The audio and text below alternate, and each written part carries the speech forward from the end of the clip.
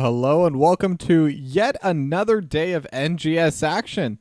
Today, we're going to be having a doubleheader, but we're going to focus first on our first match, Division A Magnitude Epicenter versus Points Donation Squad. Now, this is going to be a very interesting matchup. This is going to be a pretty close game, too, because if we take a look at the standings real quick, they're right next to each other, 5th and 6th place, both at 13 points. They are neck and neck, though I believe Points Donation Squad has played one less match, so technically they are slightly ahead, but either way, this is a very close game. Either of these two teams could definitely come out the victors. Now, we've already had our map pick and bans, and the coin toss was won by Magnitude Epicenter. They went for a first pick. So Points Donation Squad, they banned out Battlefield of Eternity and Tomb of the Spider Queen, and Magnitude Epicenter banned away Volskaya Foundry and Brax's Holdout. And so finally, Points Donation Squad decided to go to Alterac Pass. Now, this is one of those maps. It is quite large, boss on either end, both on the north and on the south, with a pretty long and difficult objective to hold on to in between. It is something you have to give a lot of time towards. You have to be actively holding on to it. You cannot just stand on it. So it's definitely going to open up quite a bit in terms of the draft. It's going to open up quite a bit in terms of strategy. But now, like I said, today is going to be the doubleheader. We're starting off with this match between Magnitude Epicenter and Points Donation Squad, but we're continuing with the Magnitude organization 2 hours after with Magnitude Aftershock versus Bunker Fun Time. Should be another pretty fun series. It is B West, but we'll talk about that matchup once we start heading towards it. Now, we already have most of the players in the lobby, just waiting on one more, and after that we should get started.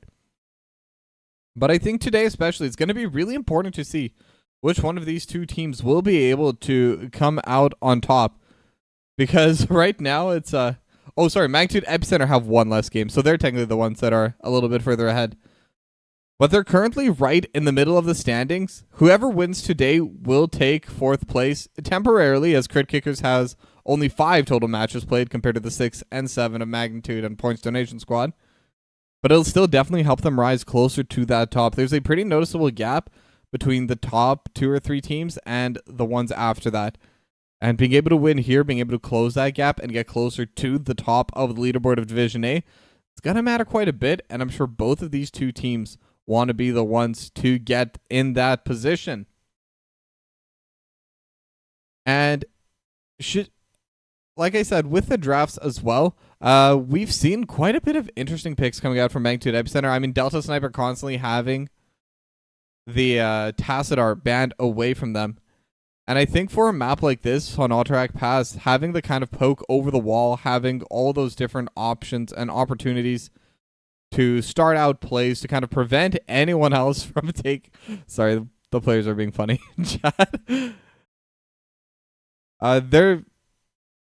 Wow, I completely forgot my train of thought, but looks like it's not going to matter. Both teams are ready. Both teams are getting started, and we should be heading into draft momentarily.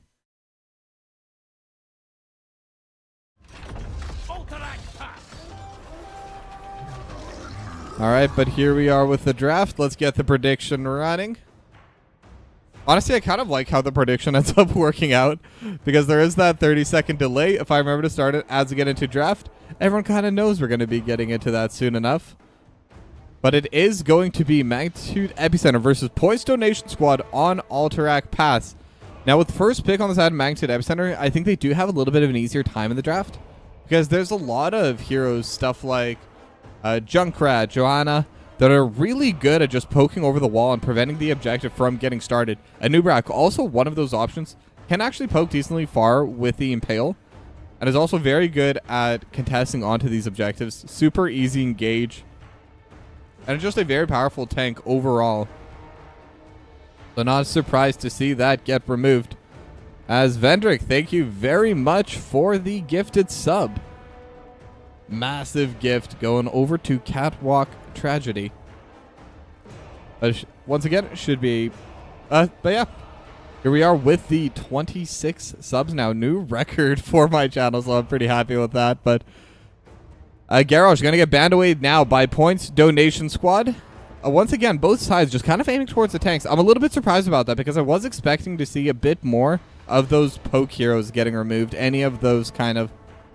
I wouldn't call them necessarily draft breakers, but the annoyances. Now, Zagara, not the one I was thinking of, but also would definitely fit with this regard. Able to kind of drop the roaches over top, able to drop them over the wall, and is also really good in pushing situations. We've seen some pretty good success from Zagara in the past. I believe from this team as well, where they're just able to hold on to a lane and just push so hard with it. The move speed is so high. The DPS that they're able to deal to structures is so high, and it gets very difficult trying to play into it. As once again, we see the Tassadar respect ban against Delta Sniper. At this point, I'm used to it. I'll be honest, it's one of my lackings as a caster. I'm not really good at knowing who plays what, just because I cast so many different teams and games. It's pretty hard to remember. But Delta Sniper's Tassadar is one I will always have in my mind. It's been incredibly powerful. I've seen such massive shock rays coming out. I was surprised to see it removed. But Oriole going to get locked in instead. So they're going to have that pretty solid healer as their first pick. Now there's still some pretty solid tanks left in the pool. There's still going to be the Joanna. We see that on Alterac Pass a lot. I'm going to see Joanna a lot everywhere, but Alterac Pass specifically is a very common pick. And as it is going to be the Chromie and the Rhaegar coming in for Fading Cheshi and Saber Moon. So still not showing too much out of their draft plan. Chromie and Rhaegar, two of those heroes that just kind of work with everything. Not picking the Stukov does show that they're a little bit, but that's really not saying too much when it comes down to draft theory. But Magnitude Epicenter, now they're going to have to show a little bit more. Oriole does already show that they kind of want to have more of a death ball composition. Oriole's definitely a lot better with that. And it's actually going to be a Stitches composition. Okay. Sonya for MDC and Stitches for Bones. That should be pretty fun to watch. I mean, with the leap coming in from not from ADC, from MDC, going to be a very solid engage. And Stitches lacks a very solid team fight start. But because Stitches is able to hook someone away, it gives them opportunities to fight even without that hard engage. But either way, they have both options, and more options is always better for the draft.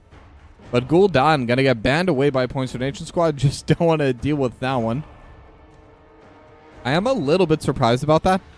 I do think Gul'dan can be decent, is decently strong, but Alterac Pass... No, I guess with the Fell Flame and the Corruption, you could kind of chuck it over the wall. I guess I've never really thought about it. The cooldowns aren't super long for Gul'dan either. And once you do, if you do take that Fell Flame talent level 1, you do get that extra range. Should be enough to hit over the wall. As Dahaka going to be the final ban coming out of Magnitude Epicenter. But now what are you going to pick right now from Points Donation Squad? They do have a cleanse from Rhaegar, but because I already picked the healer, they can't really take an Anduin unless they want the double heals. And Anduin is typically the better response for Stitches, at least in terms of the healer role. There are still a few tanks they could choose. Once again, Joanna with the Iron Skin wouldn't be a terrible choice, but they're going to go with the Muradin instead for the Duke and Melthiel for Emsky. Now, I do like Malthiel here. Stitches and Sonya both are pretty beefy in terms of HP bars. Malthiel able to kind of chunk those down, just have that percentage damage. And once again, because Oriole kind of incentivizes teams to group onto the Oriole, it will incentivize the Malthiel to be able to deal quite a bit more damage and be a lot more self-sustaining during these team fights. The final two picks, Tychus and Kel'Thas, for Clownface and MacDaddio.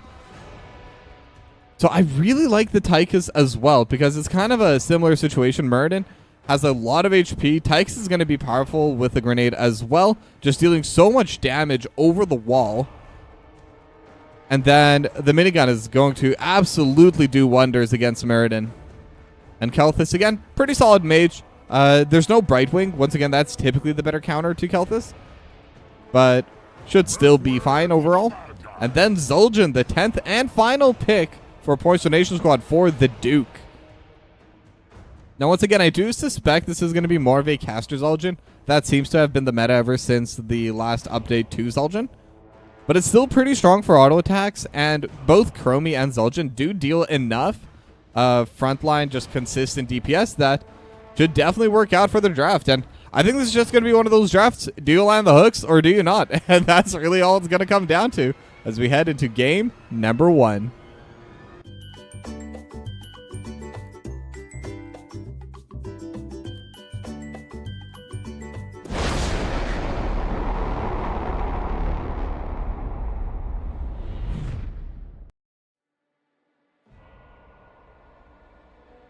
All right, and we are back in. Just loading in right now to Alterac Pass, where we will have the first game of Magnitude Epicenter versus Points Donation Squad. Now, winner of this game is definitely going to go up at least 2 rankings, going from 6th and 7th to 5th, whoever wins. Now, I believe Points Donation Squad is currently in 7th, so if they lose, they'll stay in 7th, but we'll have 1 less game in the season. But still, a possibility for them as well to move straight up to 5th. They do have the same games played, but Magnitude Epicenter, or same points, but Magnitude Epicenter have 1 less games played overall. And now it does seem like both teams are grouping towards mid lane, with the exception of MDC. It looks like they want to run straight down to the bot lane, but now both our teams are going to start meeting over in this mid lane. They're going to group together. But Magnitude Epicenter just playing a little bit safe since they know they're only bringing 4 members here. Decided it's not worth trying to play forward. Now, as for the talents, it is going to be the Dragon's Breath build coming out of Fading Cheshi. So we'll definitely have a bit more backline poke, especially against targets that are trying to back away. But they do land the hook onto the Duke. Not going to be able to accomplish too much with it quite yet, as Jack Burden takes a decent chunk of damage from Clownface. But the Duke was just kind of freely autoing while they were aiming at Jack Burden, so I think Muradin is more than happy to trade stacks for that little bit of HP, especially because of the trait. We'll be able to just heal that back up. Now, MDC is getting hit by Jack Burden the hook. If that landed, I think Jack Burden would have been in a very sticky situation, but was fine, able to just back away. And with that, MDC is going to come back and start taking that siege camp. Both offlaners working on that. Emski going to be taken to 4 Points Donation Squad as well. And now on the top side is going to be Fading Cheshi and Clownface. Actually, quite a bit of damage dealt to Fading Cheshi. Will be forced to take that tap as Saber Moon getting poked down quite low by Mac Daddio. They don't have enough DPS to finish off the Rhaegar, but once again, will be forced to take the tap from the wall. Now, the Living Bomb should be able to deal quite a bit of damage to these teams later on in the game, but they do land the hook during the Dwarf Toss. Jack Burden just going to get caught out, and Magnitude Epicenter get the first blood, and that's the advantage of having the Stitches, and especially with the Dwarf Toss. If you catch them in the middle of the jump, it still goes on cooldown. There's no other way of escape. And with 4 members there, they have more than enough damage to just completely DPS through them. But in terms of levels, it hasn't accomplished too much in terms of level leads, I should say. But they are going to have the first push mid, looking for the hook for Fading Cheshi, but not going to land. But that's still something. They're still able to get a little bit of a lead, and it will start growing if they're able to continue with this kind of pressure. Now, MDC starting to get poked down pretty low by Emski. But on the meanwhile, in the spot side, Magnitude Epicenter, they're pushing very hard. They're going to finish off this top tower. But now Jack Burden trying to drop in, gets hooked once again, and with the Cyclone, we'll be able to just back away barely. 30 HP, Living Bomb, and the little stomp from Bones. Almost enough for the kill. But now, once again, the wave has hit the extra grenade coming in from Clownface. Demon Strike not going to land, but Dragon's Breath able to take down Clownface. All 3 land.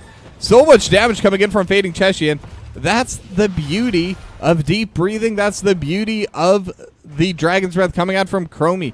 If it's on a target that needs to back away, it's almost guaranteed to hit all 3 times, and it deals so much damage if you are able to land it. As Magneto just throws out the living bomb on the Duke. The point and click damage, very fun to play into.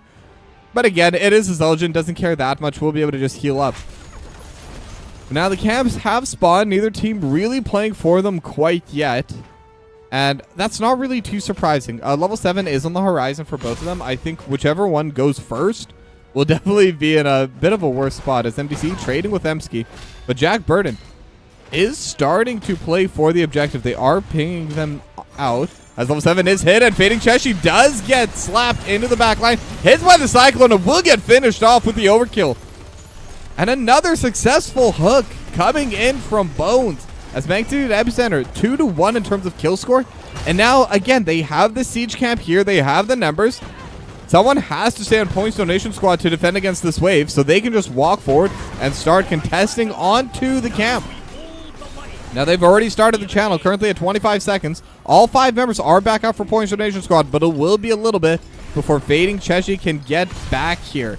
Level 7 is there for both. Jack Burden just trying to buy a little bit of time.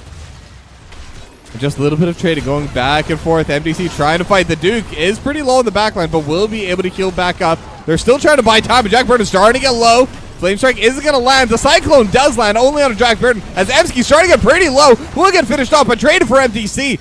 Jack Burden still standing strong. Chain healing is providing quite a bit of health. But Magnitude Epicenter, they're able to hold on. They're able to take the point. They're able to get the cavalry. And now Jack Burden is the one getting run, but the hook not going to land, but the Cyclone will. And Jack Burden is going to be at about 100 HP. Overkill coming through, but again, chain healing. And now Clownface will get traded back. It is a 1-for-1. They were able to take down Jack Burden, but that's still going to be the tank missing when the cavalry is arriving. Now, you definitely would have wanted your Tychus pushing in on this as well. It's just so much poke damage landing from Magdadio onto the Duke. But still, having one less member on the map defending is definitely going to help quite a bit with this push, as Living Bomb again on the Duke, starting to get so low. Now, between the self-healing and Saber Moon, they do have enough HP to just get right back to full, basically. Or at least what constitutes as full HP for a Zul'jin. But the push is still succeeding over in this bot lane. The wall has broken down here. The wall was broken over in the mid lane. Now, top lane push didn't go quite as well. They were able to defend it. But that's still going to be half HP as they are looking towards Fading Cheshi.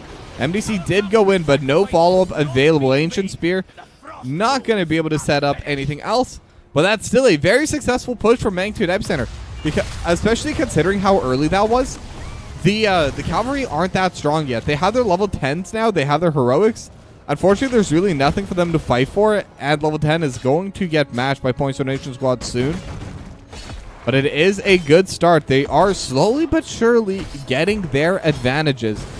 However, Points Donation Squad, they are going to be scaling. Chromie scales quite well in terms of damage. Same with Zul'jin. Currently at 13 stacks, by the way. And it looks like it is going to be kind of a little bit of everything. It's going to be a little bit of a hybrid build between the caster Zul'jin and the auto attack Zul'jin. We'll be able to still deal a lot of damage up front with that twin cleave, especially once the stacks are complete and they get that second rotation. But then the auto attacks are still able to deal so much damage to the front line, so much damage to whoever's really in range. With the Taz Dingo, a lot of safety is going to be there as well. And Last Rites is there, and now the Odin is coming through, but they have Saber Moon, they have the healer. And now they have the Phoenix over top. Saber Moon trying to run backwards, but there's just nowhere to go. Ancestor Healing will come out. And now the fight is going in favor of Points Donation Squad. Can they get anyone down, though? Now Crystal Aegis will come through onto Clownface. But they were able to take down the Odin, and they were able to prevent the push from happening. Now it is going to be 4 heroics for 3. Well, I guess 4 for 4. You can't really count the slowing stance as a heroic ability in terms of cooldown.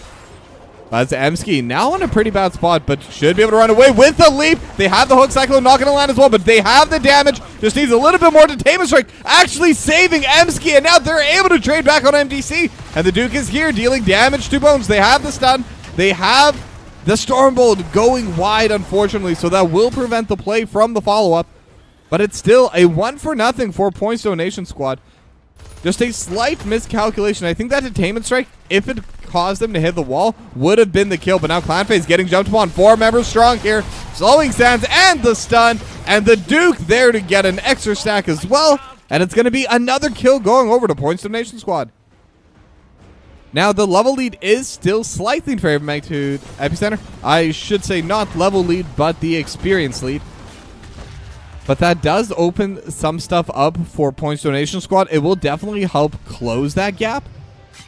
And they're able to get their pressure back onto the map. Now, Saber Moon is trying to solo push over on the spot side hard as a healer.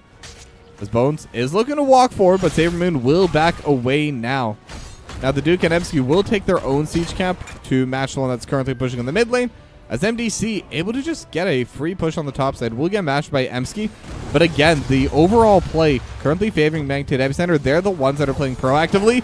And that hook almost lands onto Saber Moon. Not going to be able to land, unfortunately, but you miss 100% of the shots you don't take. And Bones has been taking quite a few shots and has definitely scored a few goals with them. But now MDC could be getting jumped upon. 2 members strong here. They have the Stormbolt leap. Gonna get used defensively as Bones. In a position for the hook. All gonna land onto Emsky. Was very close though. And that will be a pretty major cooldown used, but it wasn't a kill. Now Jack Burden gotta pop the Aftershock. They have the Cyclone onto the back line. MDC is tanking in the front. Doesn't have leap to get away, but with the Phoenix, will be able to buy enough space to just back away. As the hook not gonna land onto anyone. And now they're playing aggressively on the side of Points Donation Squad. Level 13 talents are up for both these two teams. No one has an advantage here. But MDC is shoving out the top lane. So there are more members down here for Points Donation Squad than there are for Magnitude Epicenter. But with the Odin, they should be able to actually defend onto this. The Duke could be walking a little bit too far forward. The Cyclone will land. And they have the Flame Strike as well onto the Duke. Just a little bit more poke coming out of Clownface and the Tychus. Is this called the Cyclone, by the way? It's the Gravity Lapse. I'm calling it Cyclone. But now with that, despite it being 4v5, at least for the start, Mac Daniel is getting jumped upon, though. Grizzly just is going to pop. And with the extra healing, now it's going to be Jack Burn to bad spot. And that will be the kill going over to Magnitude Epicenter. Now the Duke going to get hit into the wall. Taz Dingo coming through. Same with the Ancestor healing. And now they're going to be able to jump right back onto the Zul'jin. And it is going to be a 2-4 right now. And now they once again are able to retake at least the area and will be able to get the channel as well. So now with this, they should have more than enough power to just stand around, defend the rest of the camp, and get this next set of cavalry coming in. Both mid and bot fort are pretty low, so they should be able to get both of those, depending on how they're going to be pushing in with this. Now Bones going to be looking for Fading Cheshi. Stasis does get thrown, but the range was not there anyway. And with this push, they're actually pretty close to level 16 as well. They're going to get the camp here from MDC as the cavalry is spawning. Now, they will have a talent advantage during this push as well. Maybe not right at the start, but definitely at some point during it. If they try to force a fight, this could be a pretty solid opportunity. As Bones could be looking to fish here. It is a bit difficult to catch someone when they are currently mounted. Definitely adds quite a bit of speed. Definitely adds the ability to dodge. But right now, they're just sending all 5 members out to the top lane. They want to let these cavalry push on their own. They're sending all 5 members top still. And most of the defense on Points Donation Squad is over to the mid lane. Now, the top lane is the strongest for it. So then being able to clear this out fairly quickly, too, will give them a solid advantage. And now it looks like they want to continue pushing for it. They want to go straight to the wall. Now, the mid lane cavalry were still able to take down the fort. And it looks like the bot lane one will be able to as well. They're going to clear everything on the map. And now they're trading over to the top side as well. Dragon's Breath just being used to help clear everything away. But the top lane wall also going to be gone. And they will just back away there. Level 16's now hit by Points Donation Squad as they do manage this defense. But the boss is up here. And I'm wondering if that could be why Magnitude Epicenter did come back. Either that or it is to bait a fight, because it does seem like Points Donation Squad, they have the same mind. They think they're on the boss. Jack Burden coming in to check, and the Stormbolt will land. Ancient Spear, unfortunately, not going to be able to get the catch. Same with the Cyclone coming out of Mac Daddio. And now it will just be the end of that play for now. But Magnitude Epicenter, all 3 forts gone, brings so much passive pressure. If they just stick to one lane, eventually they will have either a numbers advantage or just a flat out push coming out in one of the other lanes. But Bones looking for the play, looking for the hook, not going to land on Fading Cheshi. If only they made the hook just a little bit longer, would have been able to land quite a few more this time around, but still landed quite a few. MDC looking forward with the Ancient Spear. And just a little bit of trading back and forth as neither side really wants to do a full commit. Now, I think without a full team fight starting, it does benefit Magnitude Epicenter a bit more because they can just keep fishing with the hooks. As long as they don't miss, or if they miss, it's not a big deal to them. They just don't commit onto the fight. But if they do land one, it starts a fight on their terms in a way that's really difficult to defend for the side of Points Donation Squad. Now the next prisoner camp is going to be spawning up on that top side as the siege camp is finally there to push in mid, but Clownface is here, has the grenade, not even going to use the overkill, and it looks like they're actually looking for this bottom box. That seems to be the call right now for Magnitude Epicenter. Now, Points Donation Squad, they are setting up for the objective, but with the boss getting started, doesn't seem like they really care about that. But they will be trading it for the top side. Sabermoon and the Duke gonna get started on that as well. And between the healer and DPS, they should have more than enough, especially with Jack Burden coming in for the help as well. So we'll be boss for boss trade, and it will be the bot lane pushing in for Magnitude Epicenter and the top lane one pushing in for Points Donation Squad. Now, the bottom boss was finished first, but there is something to be said for this top lane boss having a fort to go through, because that's going to give them more value if they're able to take it down, if it's able to take down the fort. Now, if it gets defended here, it's not going to matter too much. In fact, they're able to approach it before it even gets near the wall. It will cause a little bit of time delay if you're able to force it to stomp when it's out of range. Unfortunately, just barely in range of the fort there.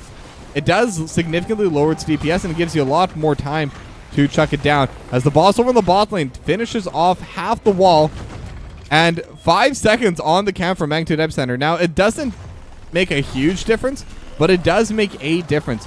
It means they're going to have 5 less seconds of push later on. They're going to be able to play a bit further up as this boss is kind of let to free roam over in the bot lane, and I think is getting quite a bit more value than Points Donation Squad expected when they did leave it to its own devices. This keep is starting to get really low. I know I should be watching what's going on, but no one's fighting. So I want to see if this keep stays alive, because right now there's quite a few minions coming in for Magnitude Epicenter, and it should go down here. Just a couple more hits. Come on, let's go. I want to get back to the action. And yeah, the keep will go down. So slight miscalculation from Points Donation Squad. I think they brought up their members just a little bit too early on.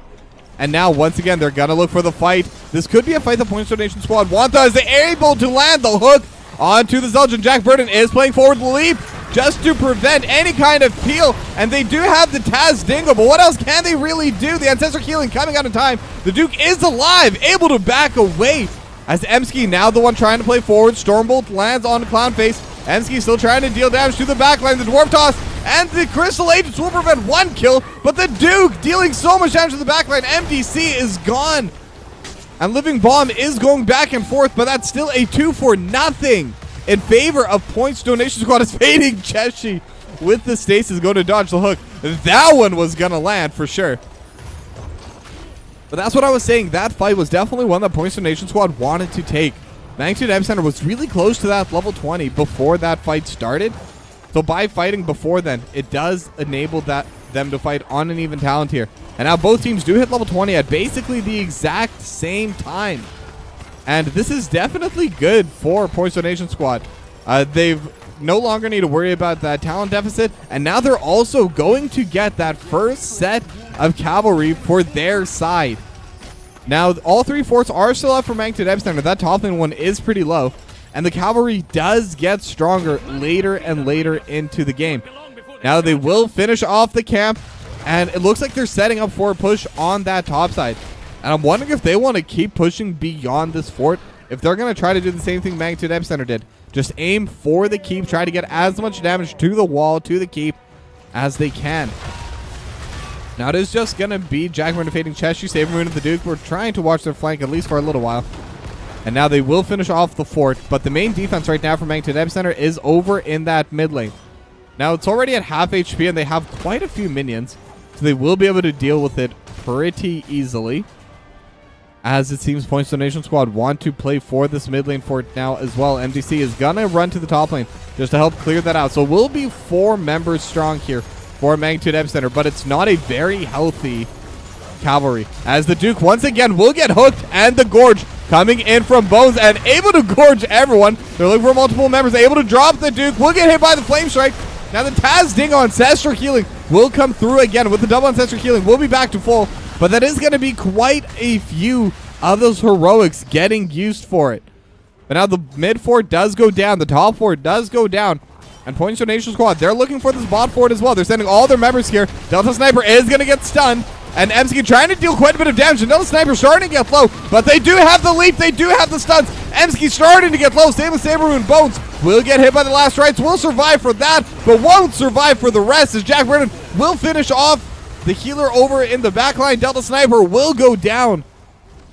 And it's another 2-0 for Points Donation Squad.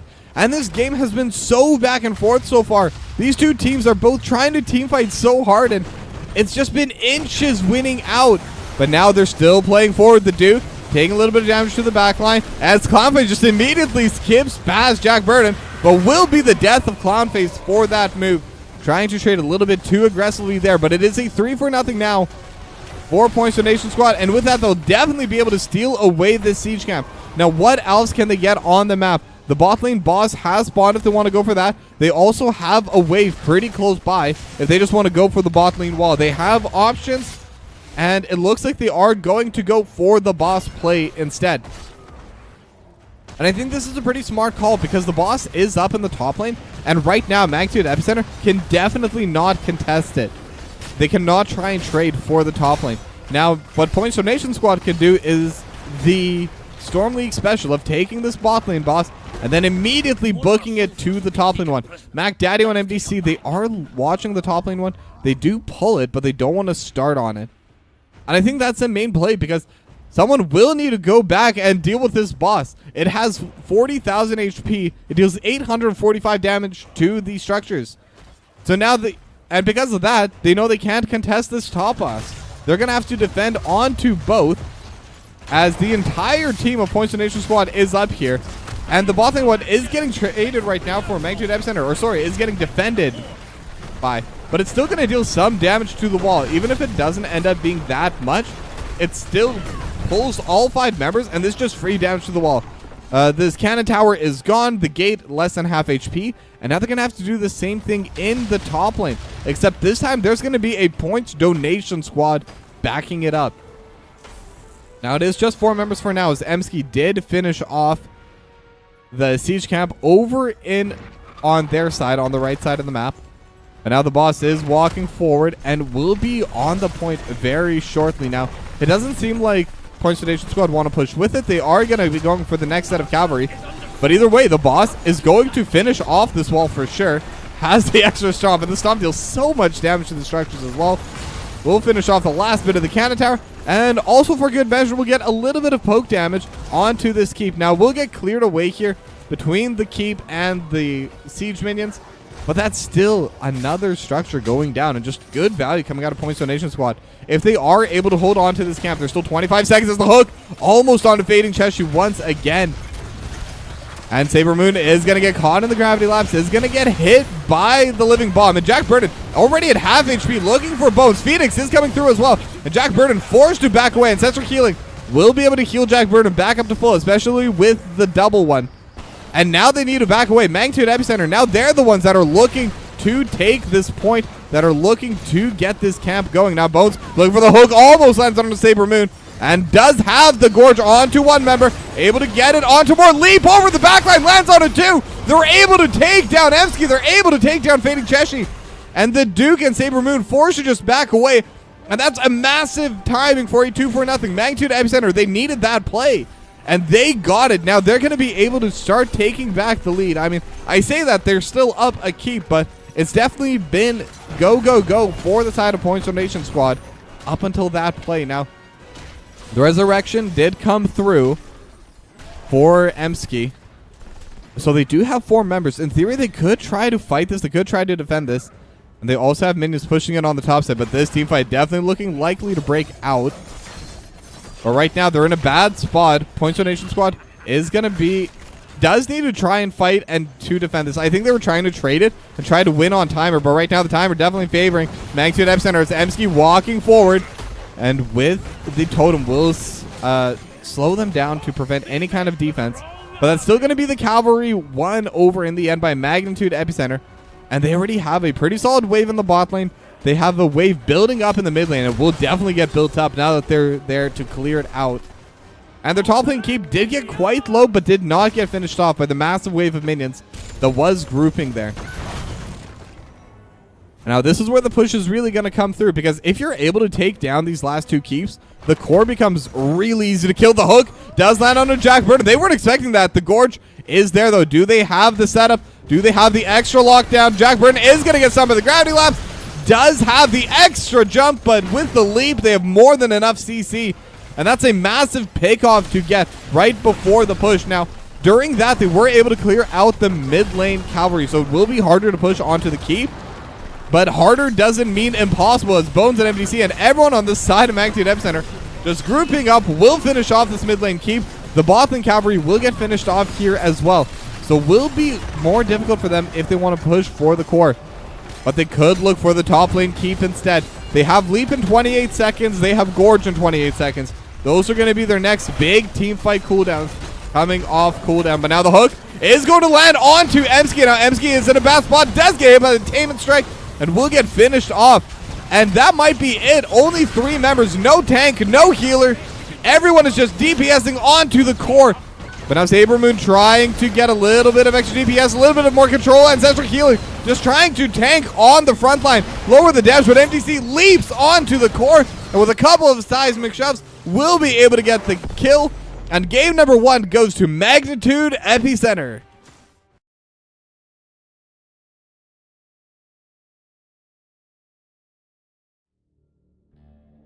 And I think that was an incredibly back and forth game. Magnitude Epicenter had the early game. Points Donation Squad brought it back in the mid game, but one good team fight was all that was needed for Magnitude Epicenter. They were able to get that final set of cavalry that they needed, and they were able to make that push count, and they were able to take game 1. Now with that, we are going to go to a short break, but when we come back, we still have at least one more game in this series. So don't go anywhere. We'll be back very soon.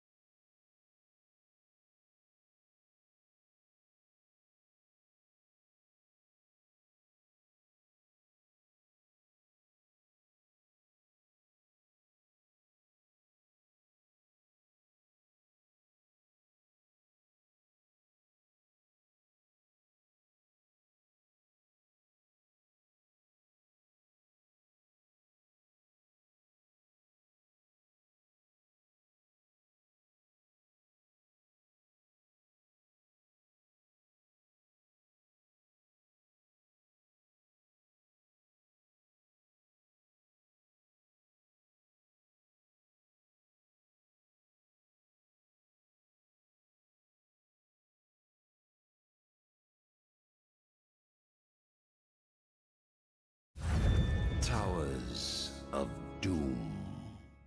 All right, and we are back for game number 2. Sorry for the delay. Apparently there were some login issues, as we do see a substitution coming out for Points Donation Squad. The Duke is not going to be playing in this game number 2, will be replaced by Robot Wizard.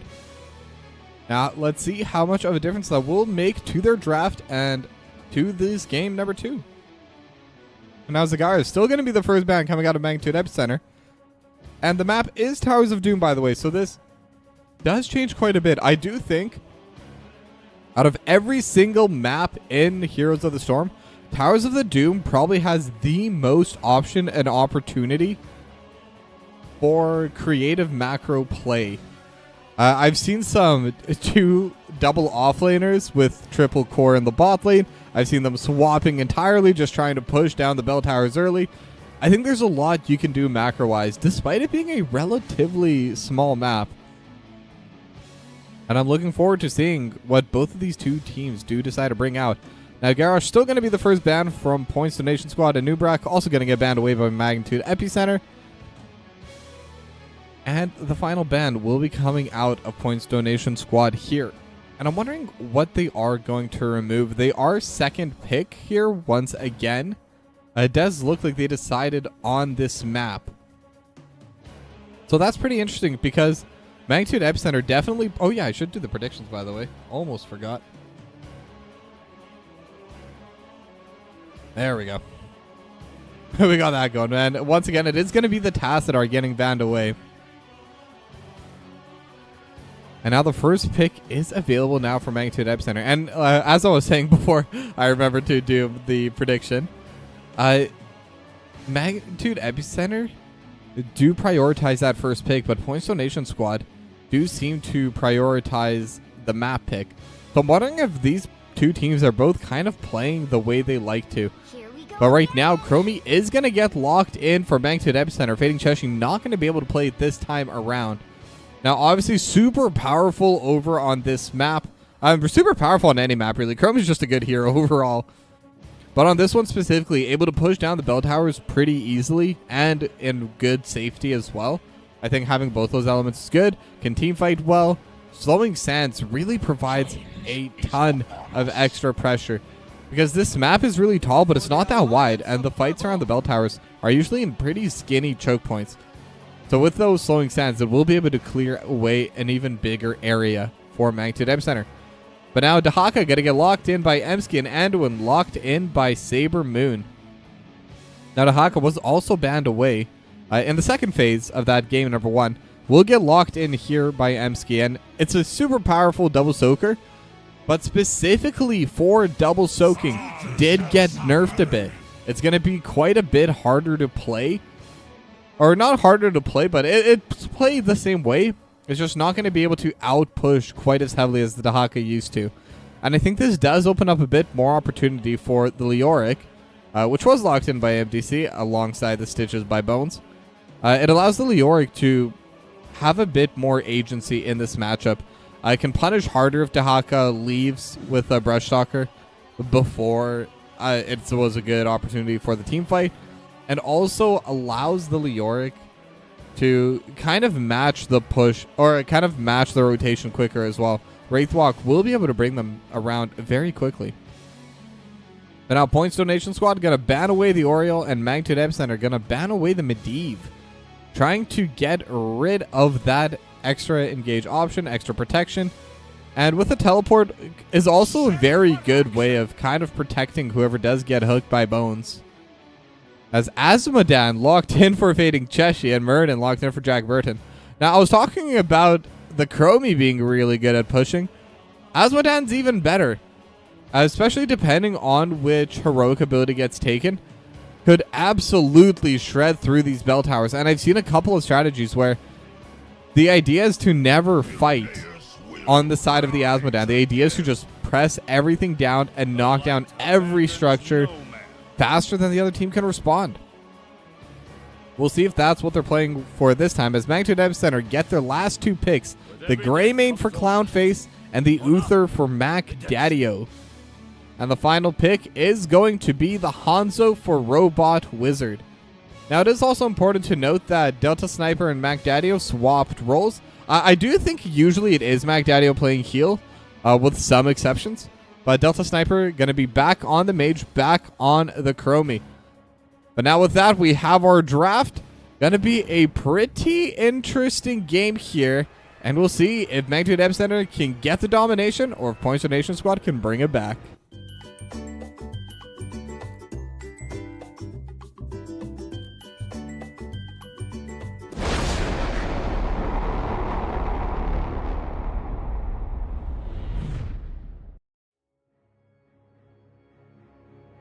All right, and we're back in game 2 between Magnitude Epicenter and Points Donation Squad. Now we are loading into Towers of Doom here. Big, tall map, not super wide, especially not in the early game, because it really is just the width of a regular lane. There's a little bit of extra space in the jungles, but other than the bot lane, there's really not too much to do there until the altars do spawn. Now, looking over at that setup, I was hoping it would be a Worgen build, but honestly, I will say for this specific map, it really doesn't make sense. I think the Worgen build is very difficult to play. You kind of do want a lot of space to be able to jump, hop, and skip around. And you also kind of want targets you can jump on. But both Hanzo and Asmodan, they have such range that I don't think this Greymane would ever be able to reach. But now both teams are grouping up in this mid lane. Sonic Arrow from Robot Wizard just to help stack up. And it will be the Stormbow talent coming out from Robot Wizard as the Drain Hope onto Robot Wizard, forced to jump over the wall. But in the meanwhile, Emsky is going to get slowed down. And Robot Wizard will finally jump over the wall, trying to trade a little bit with MDC. But that will always be a good trade in favor as the hook almost going to land on the Jack Burden, but able to sidestep it in the last minute. Now, over in this bot lane, Magnitude Epicenter, they do have the first move, but they aren't really keeping anyone behind to try and prevent them from walking forward. But could look for the extra hook. Robot Wizard almost walked into it as the Worgen is going to come out. They have the Hand of Justice as well. And now Jack Burton is the one that's taking the ire of Magnitude Epicenter, but not enough damage to get the kill as both Jack Burton and Robot Wizard starting at low. Saber Moon trying to keep everyone healthy. Has the extra healing wall come out. And forced to tap as well just because the poor Anduin was running out of mana. And now the Sapper Camp is going to get started by Magnitude Epicenter. And now it is going to be Gluttony. So it will be the extra cooldown once those 200 stacks are reached. And Fading Cheshi will slowly but surely be stacking. And I say slowly, but 38 stacks at a minute and a half is quite a bit. That's a lot of bonus damage. And now they do have the Hand of Justice and the Time Trap landing. As the hook, once again, aiming towards Robot Wizard, but not able to land it. The Sapper Camp will reach it and will be able to get a lot of value over onto this wall. It is just going to be the bottom cannon tower still left alive. Jack Burton looking for the Stone Bolt. Will be able to land it onto Clownface. As MacDaddio is a little bit low, will have to sit a little bit further back and actually will just tap. As the play continues, Jack Burton looking for Clownface. Level 4 talents right now for Magnitude Epicenter. Those they could look for the fight as the hook will pull one of the little minions coming out of Fading Cheshi. Robot Wizard is in a pretty bad spot though.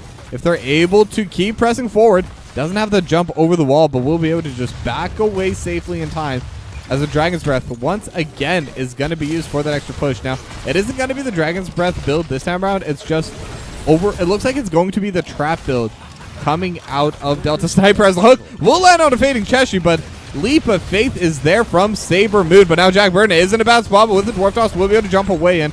Already 110 stacks of Gluttony and Annihilation for Fading Cheshi. This is where you want to be as the Asmodan. That's a ridiculous amount of damage to be dealing. And once they hit that 200, they will be throwing those out there so much more often. And now Piercing Light is going to be trying to get a little bit of stacks as well, as MDC and Emsky going to be trading the altars over on the top side. But this one on the bot side, that's where the competition is going to be coming through. Jack Burton looking to play aggressively. Robot Wizard gets a little bit of poke onto MacDaddio. And they do have Emsky down here as well. MDC will be able to reach though. Drain Hope will prevent Fading Cheshi from taking that extra point.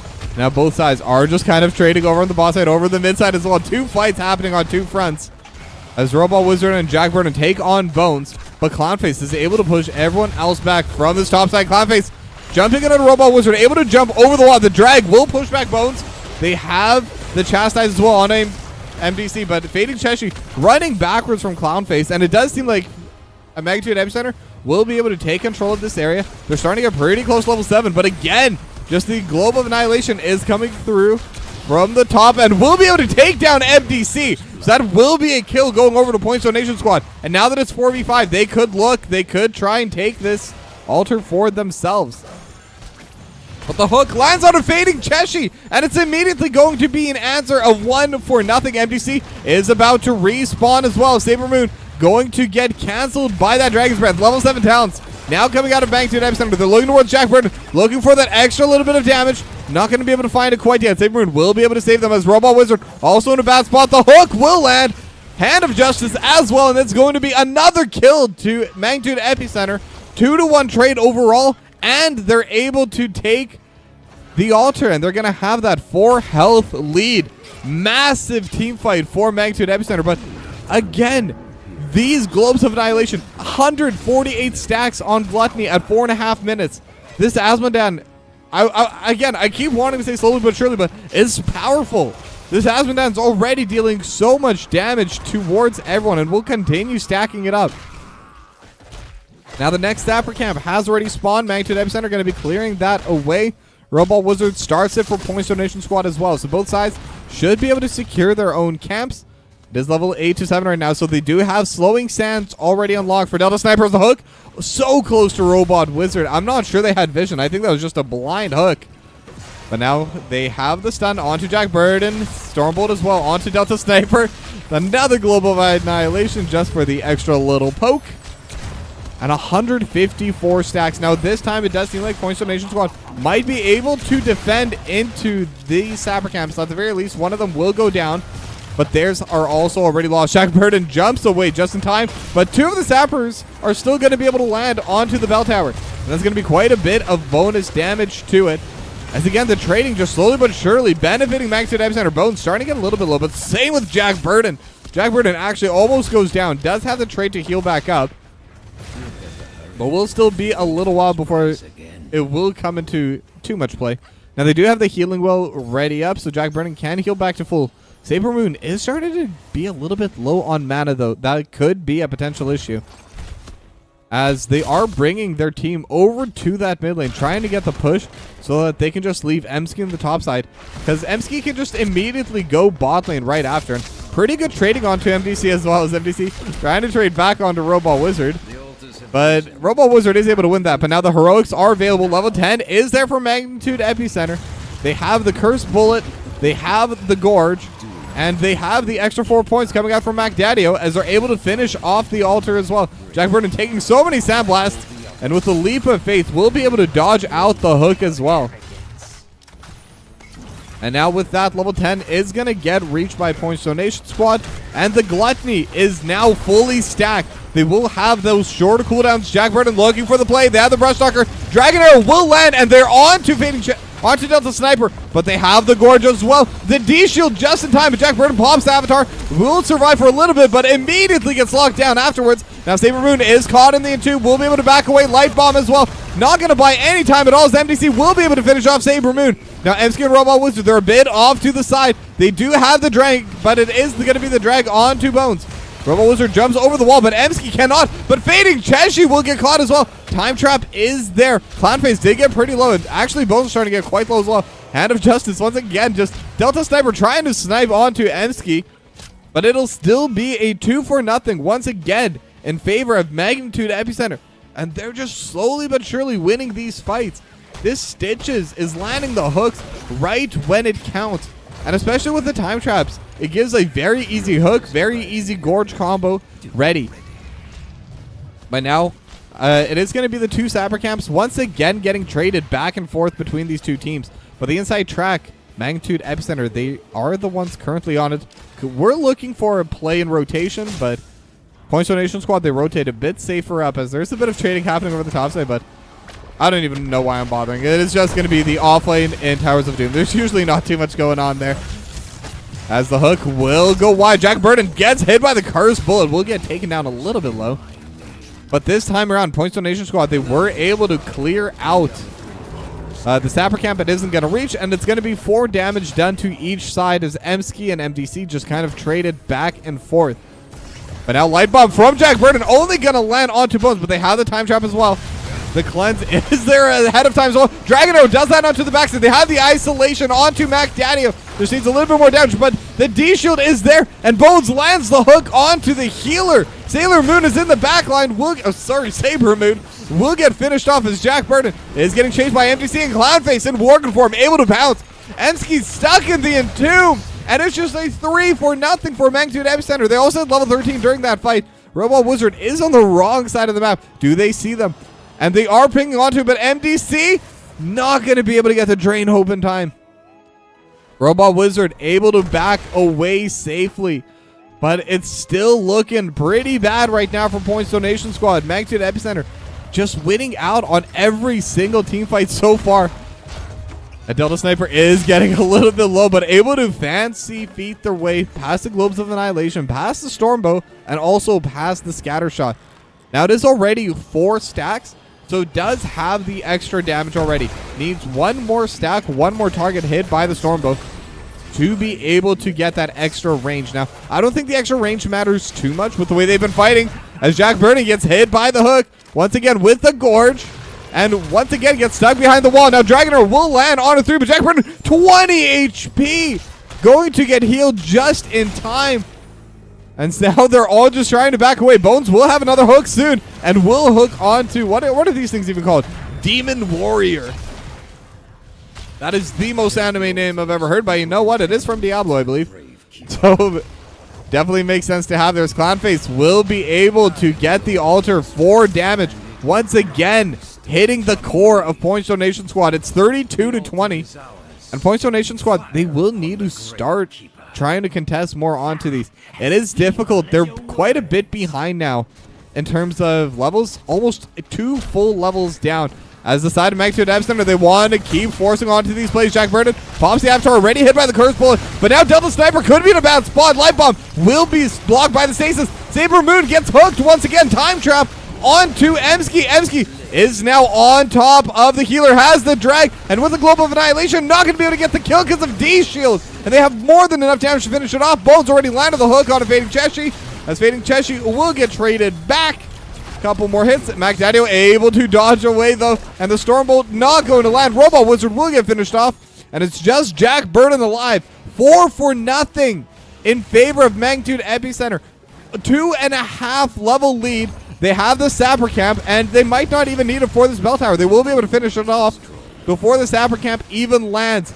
And this is just going from bad to worse for Points Donation Squad. But Magnitude Epicenter, huge lead right now. They're putting on an absolute clinic in this game number 2. You would have not guessed how close game 1 was.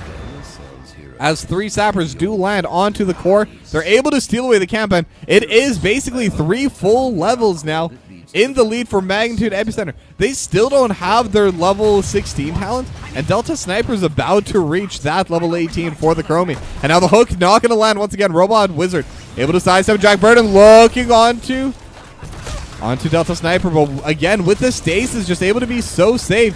And they have the Gorge. Jack Burton going to be in a bad spot. Will land, will get saved by the Leap of Faith, but Clownface able to land the hook once again.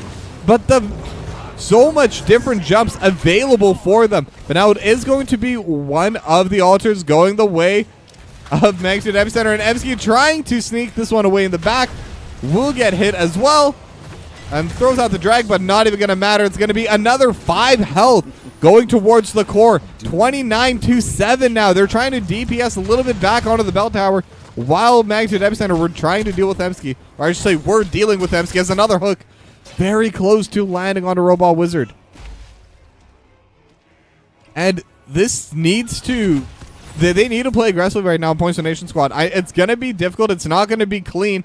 But that's their only way back. They need to try and force a play, force a fight, just try and get something, add any volatility. But now Jack Burton, they are looking for MDC, and I think this is the kind of play they need to look for. But it's so difficult onto a Leoric. It is one of the safest heroes in the game.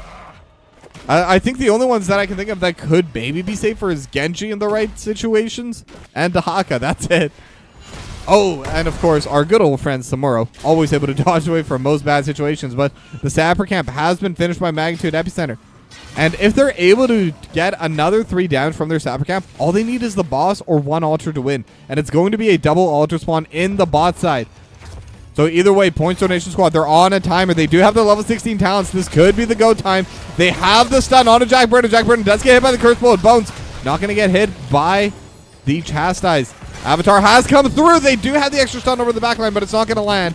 The Dragonair will go slightly wide. MDC looking for the aggressive play. Entomb not going to land onto anyone. But that will be another 3 damage going the way of Magnitude Epicenter. They were able to successfully push in their Sapper Camp. And Points Donation Squad, they have to fight this. They can't give up any of these. Now it is level 19 to level 16. They do have Piercing Sands. But other than that, it is an even talent here. Now Clownface could be in a bad spot. The fight is coming through. D-Shield is coming through as well, and they're not able to interrupt it. And that will be game going over as Magnitude Epicenter. They get the domination.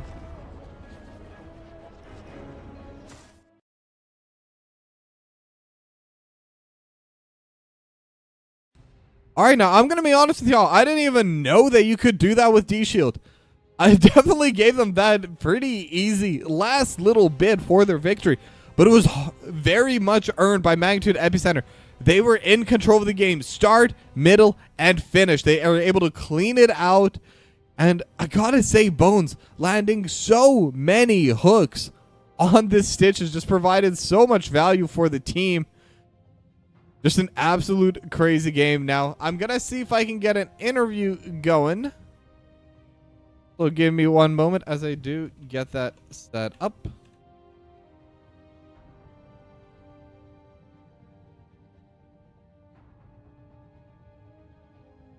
All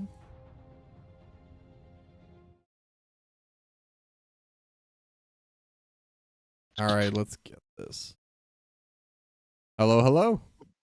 What's happening? Not much. How are you today? Doing better. Doing better. Domination always feels good.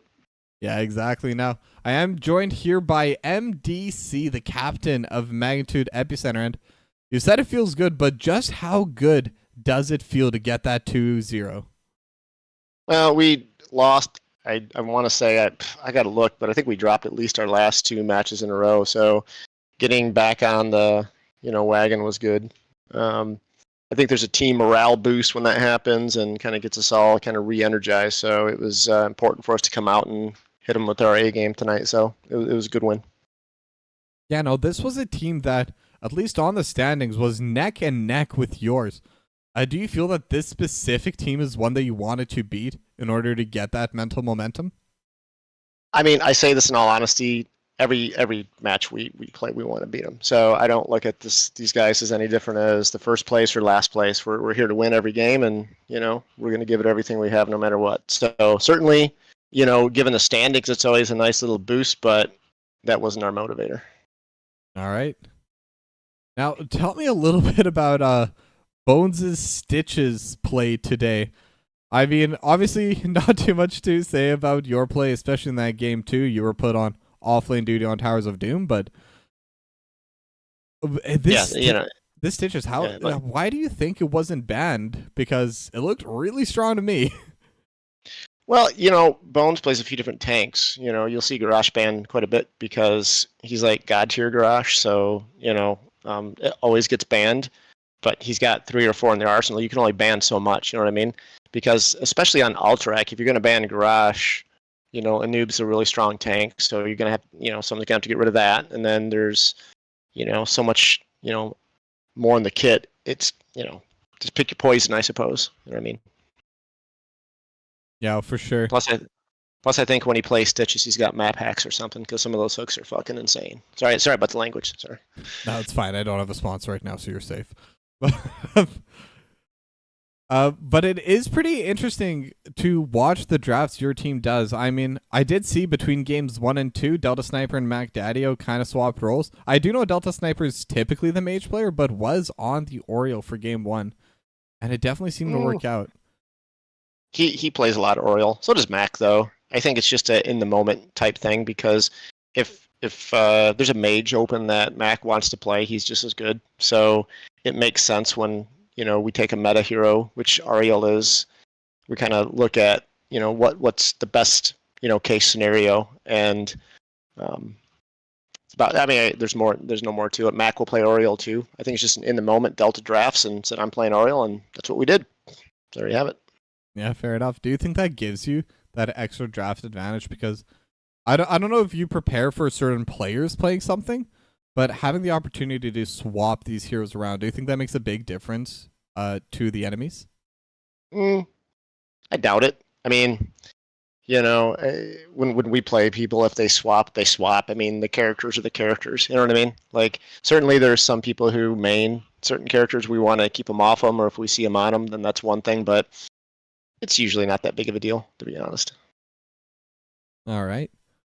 And then I got two final questions for you. One, is there anything you'd like to say to the Magnitude team that is going to be playing right after this one? Yeah, I mean, just keep it up. I mean, we're all a family under Magnitude, so we'll be watching and cheering on. So, it'll be great to celebrate with 2 victories tonight, hopefully, and hopefully they take home the domination just like we did. Make it a fun week.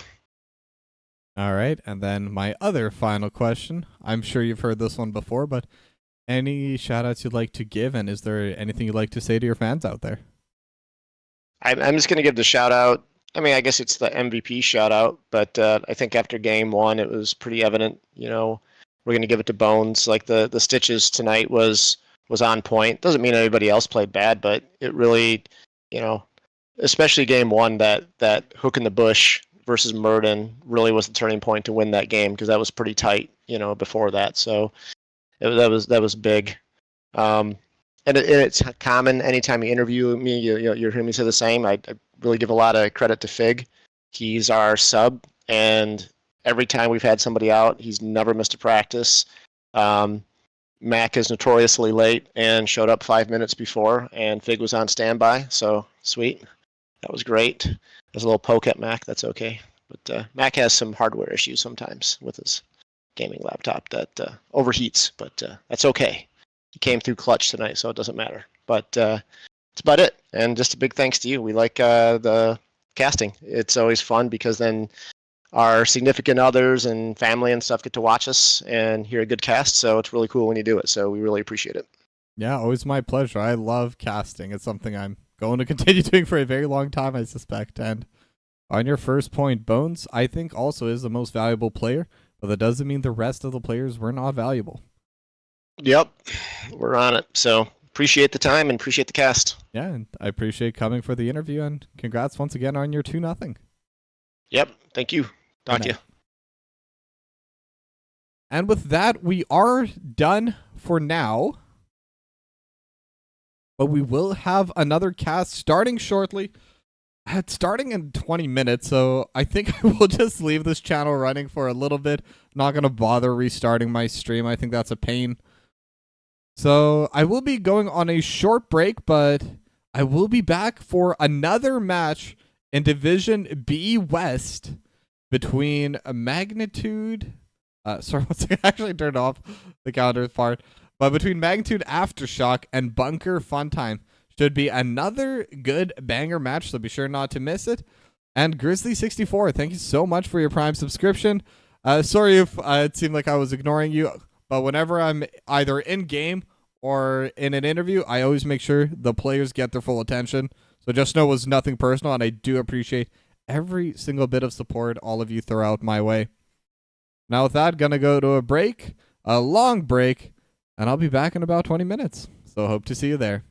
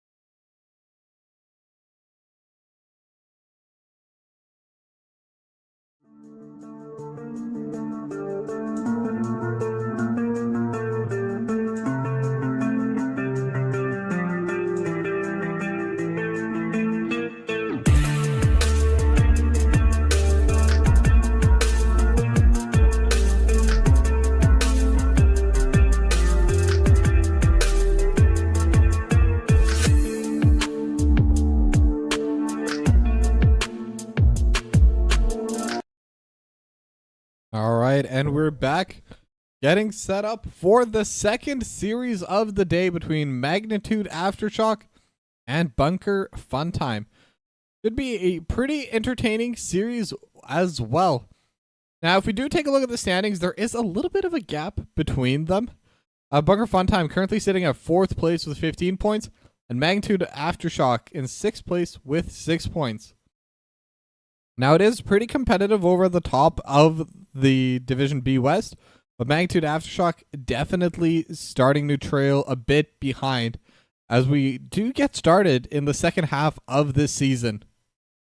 Now, it's definitely still possible they're able to win. I mean, definitely not going to take anything away from any of these players, but they'll definitely need to play decently well to try and come back.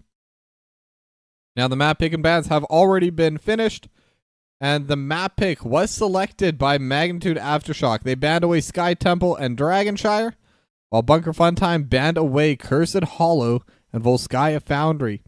And game number 1 will be on the Infernal Shrines. Now, Infernal Shrines, like I always say, pretty fun map, and we've seen quite a bit of interesting drafts here. I mean, I always start thinking about the Hogger, the Tychus, when it comes to those map specialists. Now, doesn't necessarily mean you have to grab them, but it does mean that they're definitely going to be pretty strong. They're definitely going to be pretty good there. And really, any kind of AoE clear over the wall, Chromie once again comes into mind. There's a lot of different options for this map. So that being said, welcome back everyone for the second series of the day. I'm wondering how many of you have stuck around from our first match of the day, but this is a double cast today, and all 10 members are already in the lobby, so we should be getting started soon, hopefully. One of the players, I believe, was finishing up a Tarkov raid, so I'm not sure if they're in the lobby before they're done or if it's after, but either way, it might still be a little bit before we get started. But yeah, regardless, this is going to be a game that I think Magnitude Aftershock, they at least need to take a map in order to try and regain at least a little bit of the momentum for their season. I mean, even 1 point will bring them up from 6 to 7. It does make a difference, and it will help them break away further from the team below them. And I think right now that is kind of a concern. It is 1 point only at the bottom of the table, but it's still only a 5-point difference. That's 1 domination or 2 wins, and they will surpass Magnitude Aftershock, assuming they don't get anything else. So I think that's what I'd like to see from them today, at least 1 map win. And then Bunker Funtime, they've been doing a great job too, but this map also matters to them for a slightly different reason. They are currently at 15 points, and if they're able to win this series, they will solidify themselves in 2nd place. Now, Roll 1 Esports also only played 6 games, so they will have a chance to kind of catch up. So if Bunker Funtime are able to get that domination and prevent Magnitude Aftershock from taking a game, they'll be in a much better spot. It basically forces Roll 1 Esports to not have to drop a single game if they want to retake that 2nd place. I'm not sure who has the head-to-head, so I'm not really sure how that tiebreaker would go. But if they do want to have the exact same second thing, it's if they don't want to have the same points, they will definitely want to get at least a domination here. So yeah, both sides of Magnitude Aftershock definitely will want at least 1 map, and Bunker Funtime, they don't want to give up a single map. And I think that's what's really going to add that extra little bit of tension in these games. Hopefully it'll translate to the way they play, but hopefully both teams will still try and play aggressively in this. Now, we are still waiting for the game to start. Again, everyone's already been in lobby, so we're at that really fun point, especially as a caster now. I know a lot of you are players, so you kind of maybe haven't seen this perspective. But as a caster, when I'm just sitting here, I have no idea when both teams are going to do the ready check. I'm not in any of these calls. So it's kind of like when the teams do decide to be like, okay, it's time to go. I just got to react to it. And honestly, that's fine. I don't mind it at all. And in fact, we did just start the ready check. The first team is ready, so we just need one more team to ready up as well. I should let them know I'm ready. Let them know the caster is ready to go as well. I always let them know at the start in case I'm kind of distracted doing my introduction stuff. But yeah, I guess while I am waiting for the final ready check, I will say once again, I already put out my new sub badges. Hopefully they are to your liking. If you have any feedback, please let me know. I could always have them mess around with a little bit, get a little bit of a different design or fix them up, but I think they're pretty decent. So, but if you have any other opinions, please let me know. And then on the other side of it is I am planning on creating some new emotes, but I'll be honest, I don't have a lot of ideas for the kind of emotes I would like to add. I think I have like 2 or 3 ideas that I want to add, because it's weird that I don't have a Tokibi hype emote. That one's super weird. And then obviously we need an Artanis hype for Hoku, because I mean, everyone always talk, whenever Artanis is picked, everyone talks Hoku. May as well make it an emote. I've already asked Hoku. She said she's good, so that'll be added. But if you have any other ideas, anything else you'd like to see, let me know in the chat. Let me know on Discord if you don't want to say it publicly. But it does seem like both teams are ready. So instead of focusing on that, let's focus on Division B West, Magnitude Aftershock versus Bunker Funtime. Infernal Shrines. But we are in the first map of the day. Let's get those predictions in. And it is going to be the Infernal Shrines, so some AoEs definitely needed. We definitely would need something like Leoric is really strong in the off lane. Dahaka obviously is always good in the off lane. Blaze or Hogger especially. This is Hogger's best map, I would argue. So if either of these two teams do play Hogger, it could be either a really strong ban for the enemy or a really good lock in for themselves. Obviously, it's still really strong. Definitely not too far off the top tier meta for the offlaners. But they can also bring that damage from other positions. But instead, it is going to be the Maiev band coming out from Bunker Funtime.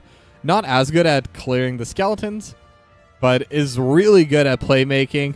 Not surprised to see that band away. If there's someone that can play the Maiev, it's not something you want to go against at all. Super difficult to play into and kind of annoying too. Really changes the way the game is played. But as for other targets, I mean, I think Sylvanas is actually pretty decent on this map too. I see it pretty often, not 100% of the time, but is able to bring in a lot of value. Same with the Joanna, though was just banned by Magnitude Aftershock. With the Condemn, the Shield Glare, all of that. I mean, every single ability that Joanna has is AoE.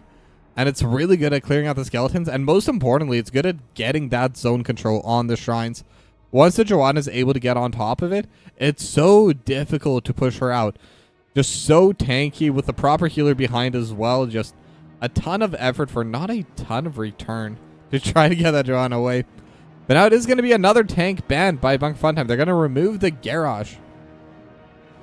And it does seem like they're kind of focused on removing the aggressive playmakers from Magnitude Aftershock. Now, obviously, Maiev's melee assassin, Garrosh tank, but they're both kind of those playmaking heroes. Where if you position correctly on them, you could kind of win a fight just off of that initial engage. And Magnitude Aftershock going to ban away the Dahaka. Now, not super surprised to see that getting removed. Like I said, really good at clearing the skeletons, really good in the off lane, able to do cross-map plays. If you want something, you will find it, and you will find it in Dahaka. Victory for the Forsaken. And now I was bringing up Sylvanas, and that actually will be the first pick coming in for Plant Facts for Bunker Funtime. As the response from Magnitude Aftershock is going to be the Stukov and Chromie, B-Man and Punk locking those in. Now Chromie, like we talked about before, really good on this map and just really good hero overall. And Grizzly64, thank you for the 69 bits. Should be a solid cast, and I appreciate the cheer. And now Zedem going to lock in the Diablo. I've never seen that Diablo skin before, and that's actually sick. I love that skin so much. I'll be honest, I'm one of those people that doesn't really pay too much attention when I'm in game, but when I see that pop up in front of me during a cast, like, okay, yeah, I should focus. But Dicello is going to lock in the Anduin as well. So not only do they have that extra aggressive play, with a Leap of Faith, they're going to have a little bit of that defensive saving opportunities coming by. And especially against Chromie, it kind of disincentivizes the temporal loop. It's super good at pulling back anyone who's kind of caught into it. It works as both a cleanse and a repositioning tool. So if you're able to time it right, gets a ton of value in that temporal loop. But now Hogger is going to get banned away by Magnitude Aftershock, which does make me a bit sad. I mean, it's a good ban for sure, but I love seeing Hogger. I don't know why. I think it's my favorite offlaner to watch.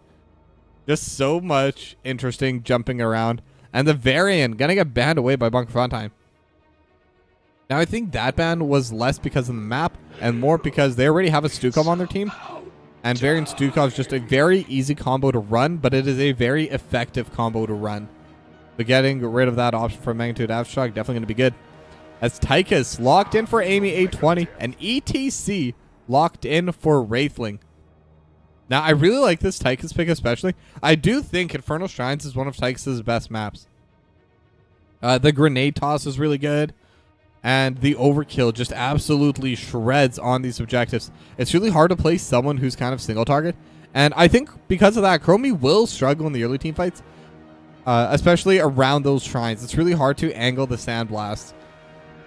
So having a Dragon's Breath build or waiting to level 18 for that Piercing Sands talent, kind of a necessity. But speaking of fun mages, Mephisto locked in for Raven X. Really good on this play and is going to be doing a ton of damage to the backline, to the front line, to everyone involved. And can clear away the skeletons quite good. And really, really peaks out level 16. As Leoric also gets locked in for Alumini Bree in the offlane. And that Leoric will be facing off against the Ragnaros. Okay. Another interesting pick for Captain Roberts. Now, I have seen Ragnaros picks recently. And one thing I've noticed is Ragnaros has a ton of burst damage. If that Ragnaros is able to get onto someone like the Anduin or the Mephisto or the Sylvanas, can actually deal ridiculous amounts of quick damage and could definitely threaten to get that early kill. Well, that being said, our draft is done. We're all ready. Let's head over to game number 1.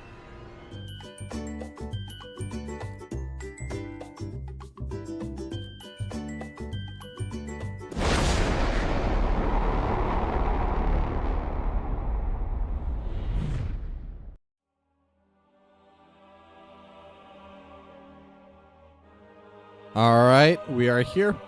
Still loading into this game number 1 on Infernal Shrines between Magnitude Aftershock and Bunker Funtime. Now, I'm looking at these two drafts, and I'm not even sure who to give it to. I do think that once level 16 comes through, Mephisto is going to be incredibly powerful. Sylvanas scales really well into the mid to late game and have so many different repositioning tools and should be able to kind of just jump B-Man. Will be definitely hard on the Stukov. It'll also be hard on the Chromie. Jumping onto Punk. It'll definitely add so many different angles that this Sylvanas can play around. And then obviously in the team fights is going to be really good as well. Now I was talking about the Dragon's Breath and it does look like it will be deep breathing level 1. So it will be the Dragon's Breath build coming out for the Chromie. And I think that is the correct option for this map. The team fights get way too difficult if you try to do the Sandblast. But now both teams are going to be grouping over to this mid lane. Time Trap gonna be stuck in immediately as they're all just kind of harping on each other. And I see a little bit of banter, but Raven X doesn't have time for it, just gonna go in.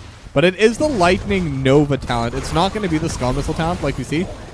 Now that actually does change things a bit because it means that Raven X isn't going to scale quite as hard into the late game, but also will still be strong as they are onto the target, and they're going to be able to take down Raven X base, or sorry, not Raven X.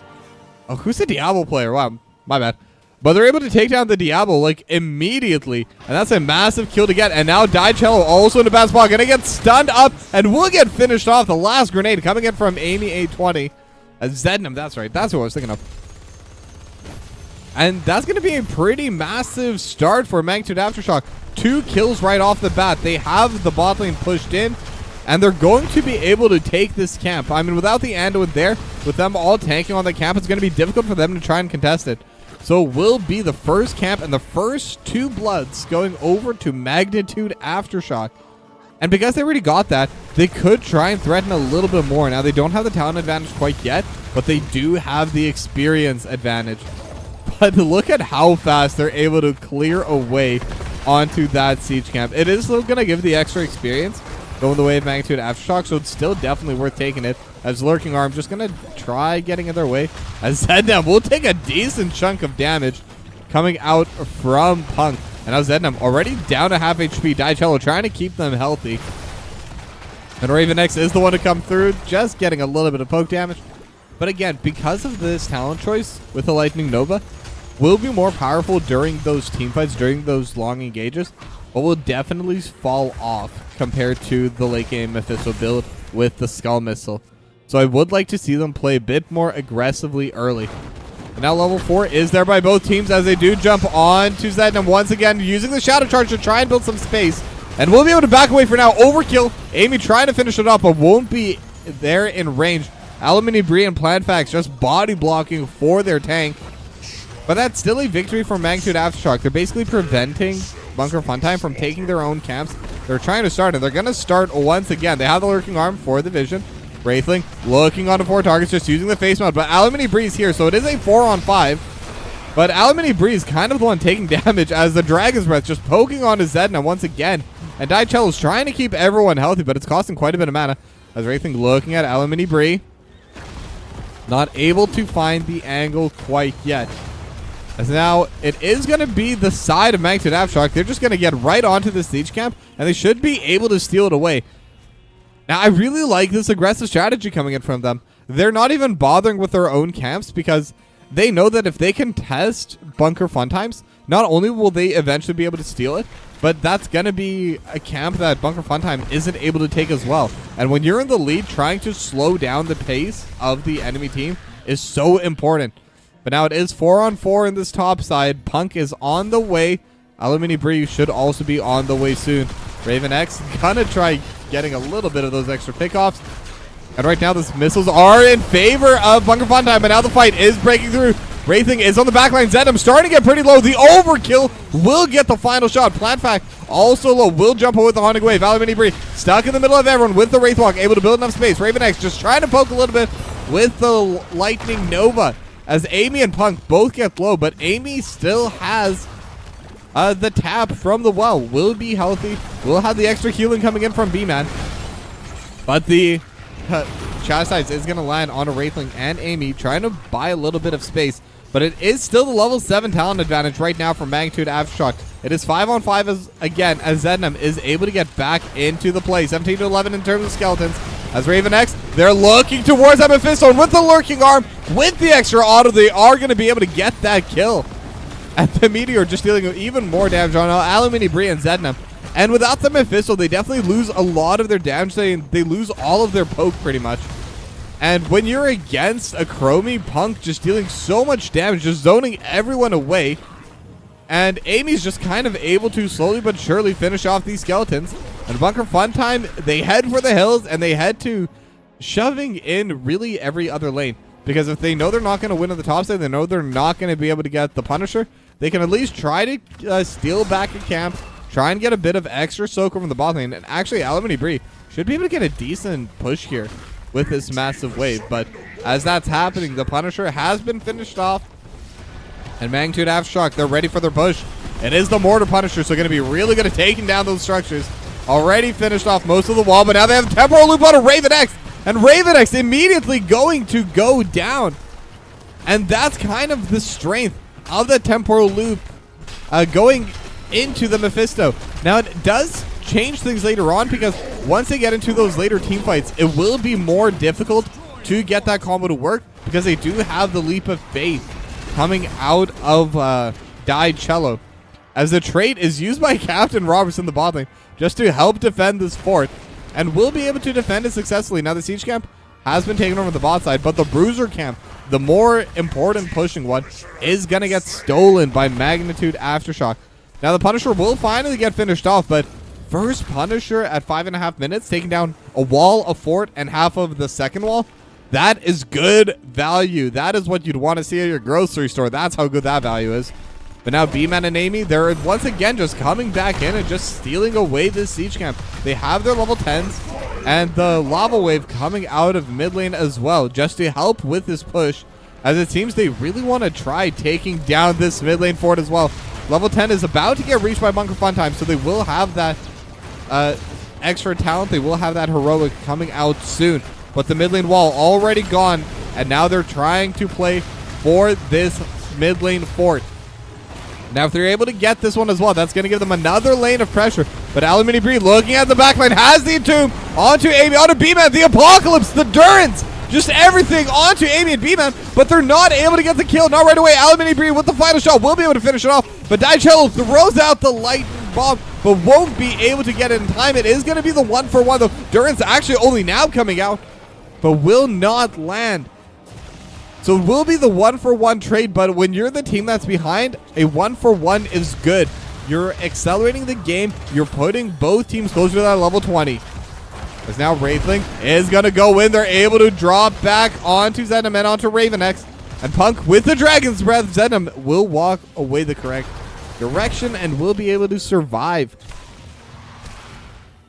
But with that, it is just that 1-for-1, and it is Bunker Funtime's first kill as well. As Magnitude Aftershock, they're going to start looking at least a little bit towards the bot lane, but it looks like that's just to shove the waves in. Their real focus is towards this bruiser camp. Now, they don't have their level 13 talents yet. That will be coming out shortly, but they do have a full level lead. And I believe they're going to have their level 13 talents as this next shrine will spawn. It will be the Arcane Shrine over at this bot side.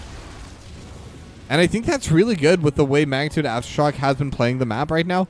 Their easiest structure to take down is in this bot lane, if they're able to get the Punisher, I mean.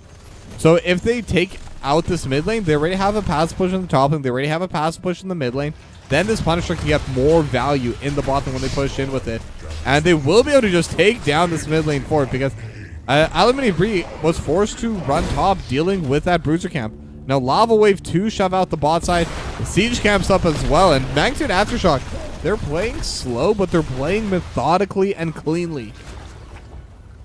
And now with this next shrine active, they have their level 13 talent advantage. This could be a time to start a fight, or it could be time for them to just slowly but surely collect all of these skeletons. Now Captain Roberts is going to start this. All 5 members are here for Magnitude Aftershock. Next Lava Wave not going to be there for a minute and a half. So they were able to get the bot lane pushed in to start, but might be a bit more difficult if they want to keep it going. Now Wraithling is going to get the mosh pit, but they have the temporal loop on his Zenom, or sorry, on a Cello actually, but Zenom is in a bad spot.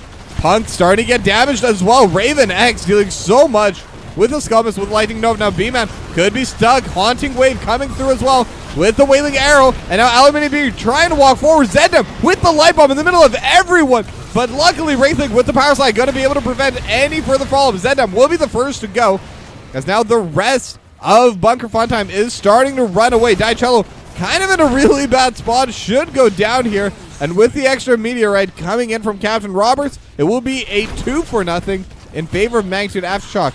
Now they did have the souls for Zenom, so this Diablo will be back in. But now they're just pushing into the bot lane. They're already at 31 skeletons. They don't feel the need to rush it. They'll take down the wall, and they're going to start working on this fort.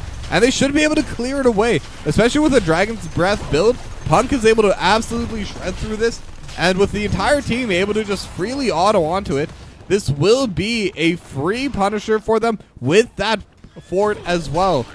And that's really just coming through from their teamfight prowess. And now the Arcane Punisher will be spawning in. 10 minutes left, as the siege camp also gets started by Magnitude Aftershock. In fact, they're starting onto both of these siege camps. Punisher slowly making its way to this bot lane. There is a Lava Wave clearing away the Bruiser camp in the top side. Won't be able to clear all of it. We'll be able to get at least a bit of value. But now both camps have been finished. They're there with the Punisher at the same time as it arrives. As Zednam gets jumped on, as the Duran's just going to go wide between the two players. But Alamini Bree looking forward is going to get the Entomb onto B-Man. But they have the Raven X pulled back in the temporal loop.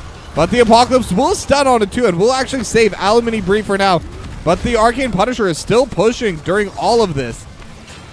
And that's going to be a lot of cooldowns utilized by Bunker Funtime. And since they weren't able to get any kills, now they have nothing for this defense. They have the Odin popped. They're going onto this bot lane keep already. And they're just playing super far and aggressive. They know how to get in a position where they have the advantage.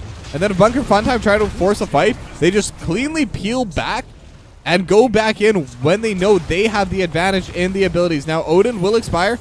I don't know if they're going to be able to end this game, but they're going to try. They have the level 16, level 14. Alamini Bree not going to be hit by the power slide, but they do have the Entomb auto Wraithling, and they have the Durance. They have so many abilities, and they will be able to take down the ETC, but they did trade it over for the offlaner. But now Mephisto also going to go down. It is a 2-for-1 in favor of Magnitude Aftershock. And now the course finally starting to take some damage. The shield has broken, but no permanent damage will go. Just no shield left at all. 100% HP. It's still a 2-for-1 for Magnitude Aftershock, but without the ETC, it does become a lot harder to play. And now they will be able to just reset, collect their waves. And, I mean, they have their Siege Camp. They have their Bruiser Camp available. They have a lot they can get on the map before they need to try and play aggressively once again. Now, there will be a little bit of time where Bunker Funtime will actually be tied with them on talents. It is level 17 to level 16 right now. And Magnitude Aftershock have a level and a half lead. And I think with these camps, it'll only grow, because they should be able to time their next push to steal away even more of those camps. However, until level 20, they're not going to have any major advantage.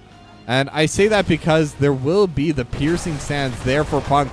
As now the Temporal Loop does land. The Durance isn't going to, but with the Lurking Arm, they will be able to save. Wraithling dancing in the background, but gets hit by the Apocalypse. And now they're able to trade a 1-for-1 Silver, but that's the healer gone.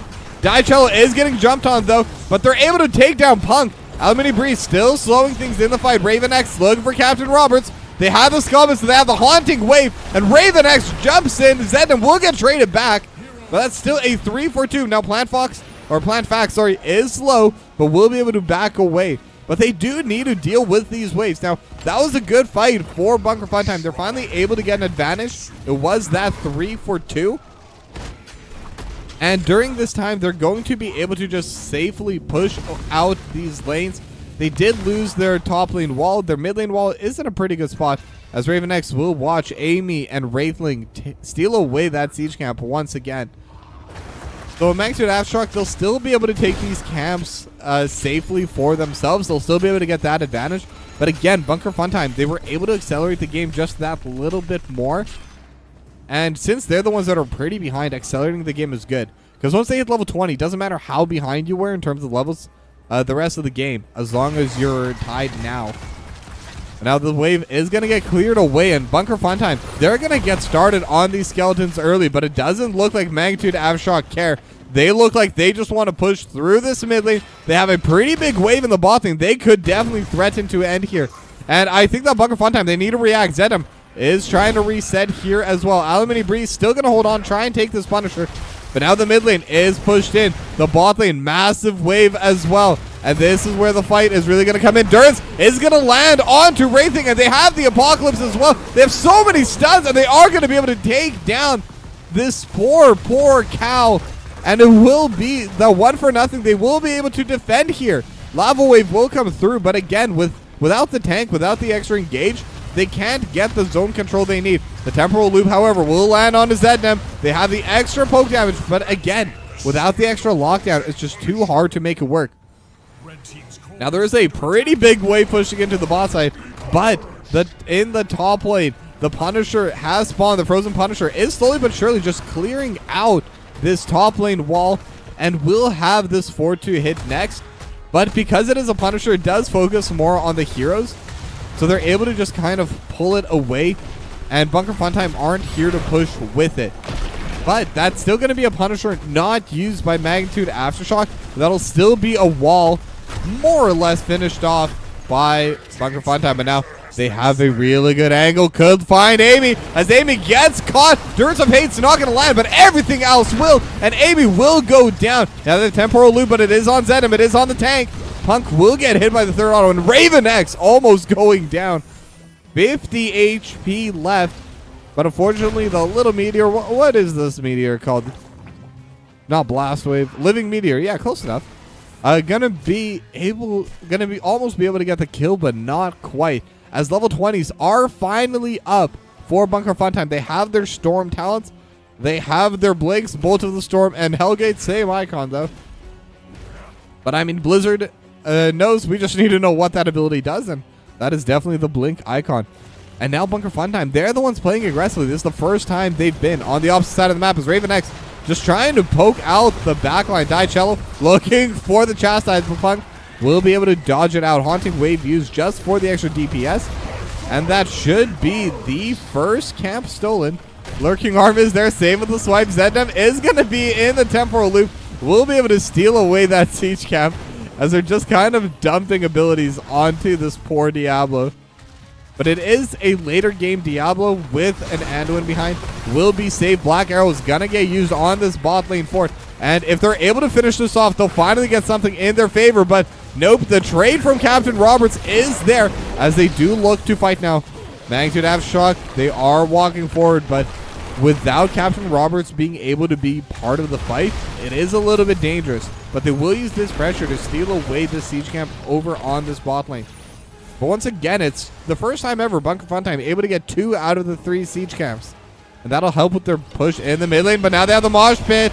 They have the Encore coming in from Wraithing. But in the meanwhile, they're able to take down Amy. And now Wraithing is alone in the middle of the team. The teleport is going to land. Light Bomb to follow as Wraithing just perma-stunned. Hasn't been able to move in 6 years. And now B-Man is stuck over in the backline as well. Will get hit by the Apocalypse. Raven X almost goes down.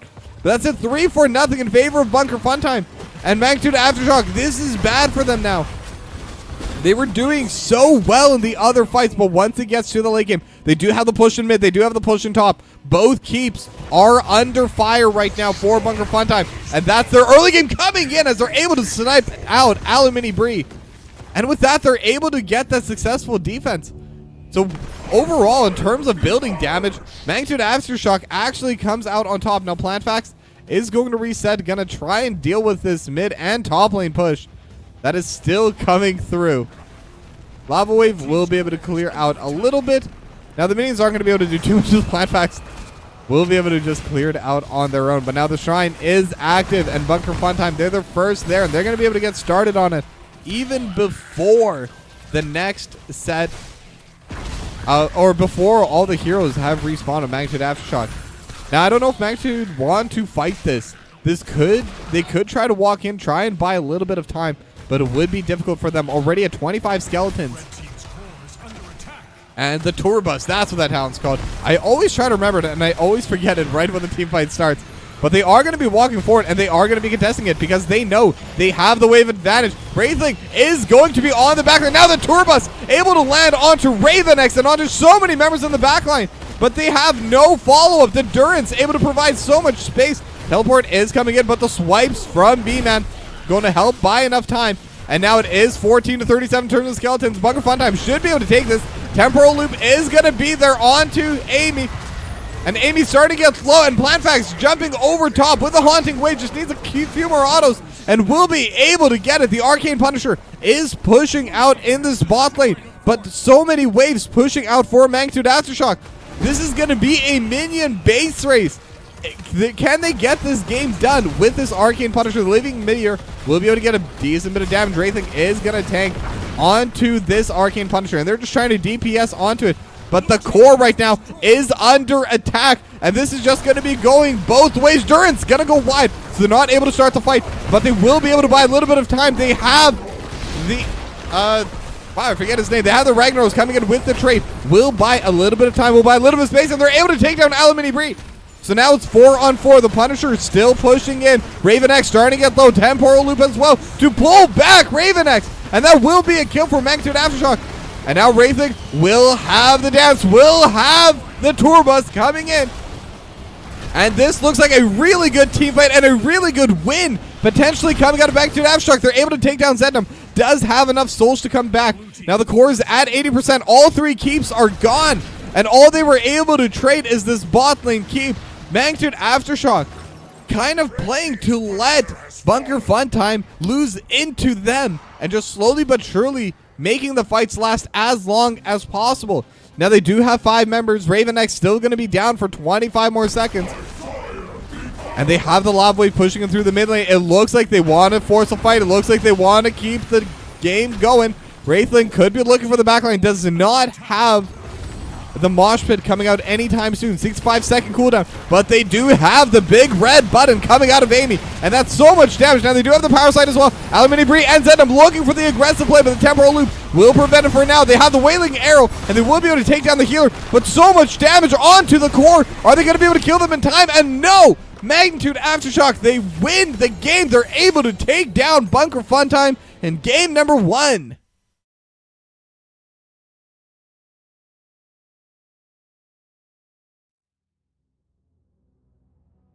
And that was a pretty back and forth game, if I do say so myself. I mean, absolutely fantastic victory coming out from Magnitude Aftershock. They got the first 2 kills, they stole away the first 2 camps, and they just played cleanly and methodically. They knew what they needed to do to keep pressing their lead, and they also knew when to back down in order to not throw away their lead. Now, Bunker Funtime came really close to clawing this game back, but in the end, Magnitude Aftershock's ability to just let them play into them bought so much time, and with the Lava Wave, with all the different camps, with the forward advantage they had, they were able to let the minions do what they do best, and they were able to win game number 1. And also, just a quick look at the DPS chart.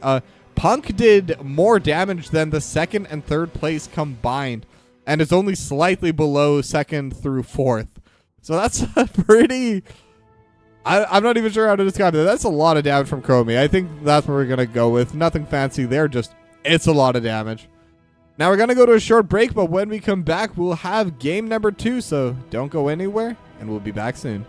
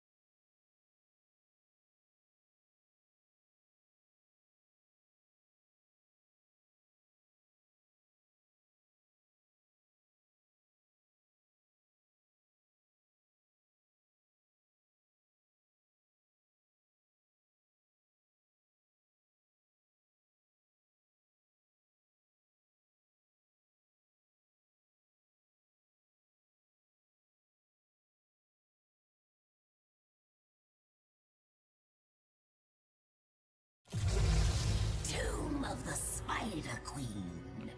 All right, and we are back for game number 2 between Magnitude Aftershock and Bunker Funtime. We are going to Tomb of the Spider Queen for our second map.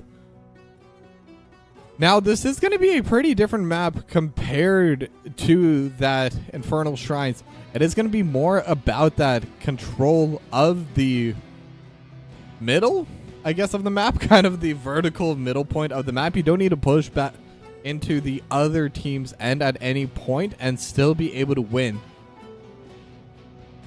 especially with those web weavers coming through. Now, because it's also a smaller map, something like the Dahaka not going to be quite as effective. It's still going to be very powerful, don't get me wrong. I don't think there's any situation in which Dahaka is weak, but may have other options that could be considered more powerful. Now, first ban going to be coming out of Magnitude Aftershock here, and it will be the Joanna. Kind of the same issues, to be honest. The Joanna is going to be able to just control any zone around any of those nests, turn in the spiders, or to turn in the gems, I should say. And at the same time, is also really good at interrupting when people are doing the turn in. Just that shield glare, especially if you get that double shield glare at level 1, which most Joannas do. You can just constantly keep interrupting it and prevent any gems from getting turned in, even from a pretty safe distance. But now what is interesting is Lucio's going to be banned by Bunker Funtime. Now, that's not a hero we saw picked or banned in Game 1. So I'm wondering why they decided to ban away the Lucio this time around. It is a super good healer and lots of potential cleanses coming out. I'm wondering if it's that. The high 5, if you play correctly, you can cleanse up to 2 members at the same time. And then Magnitude Aftershock. I'm wondering what they're going to reply now for these bans. The Dahaka. So they will still ban away the Dahaka. Like I said, definitely still good. So not surprised to see that removed. I'll be honest, I'm still kind of thinking about this Lucio ban. I think it's really interesting. And I'm wondering why exactly they felt the need to get rid of it. What they're worried about coming out of Magnitude Aftershock. The speed boost does provide quite a bit. The sound wave can also definitely help get a little bit of pickoff, split people up from their peel, split up fights. Other than that, I'm still not entirely sure, but it will leave the Maiev open, so Amy going to lock that in immediately.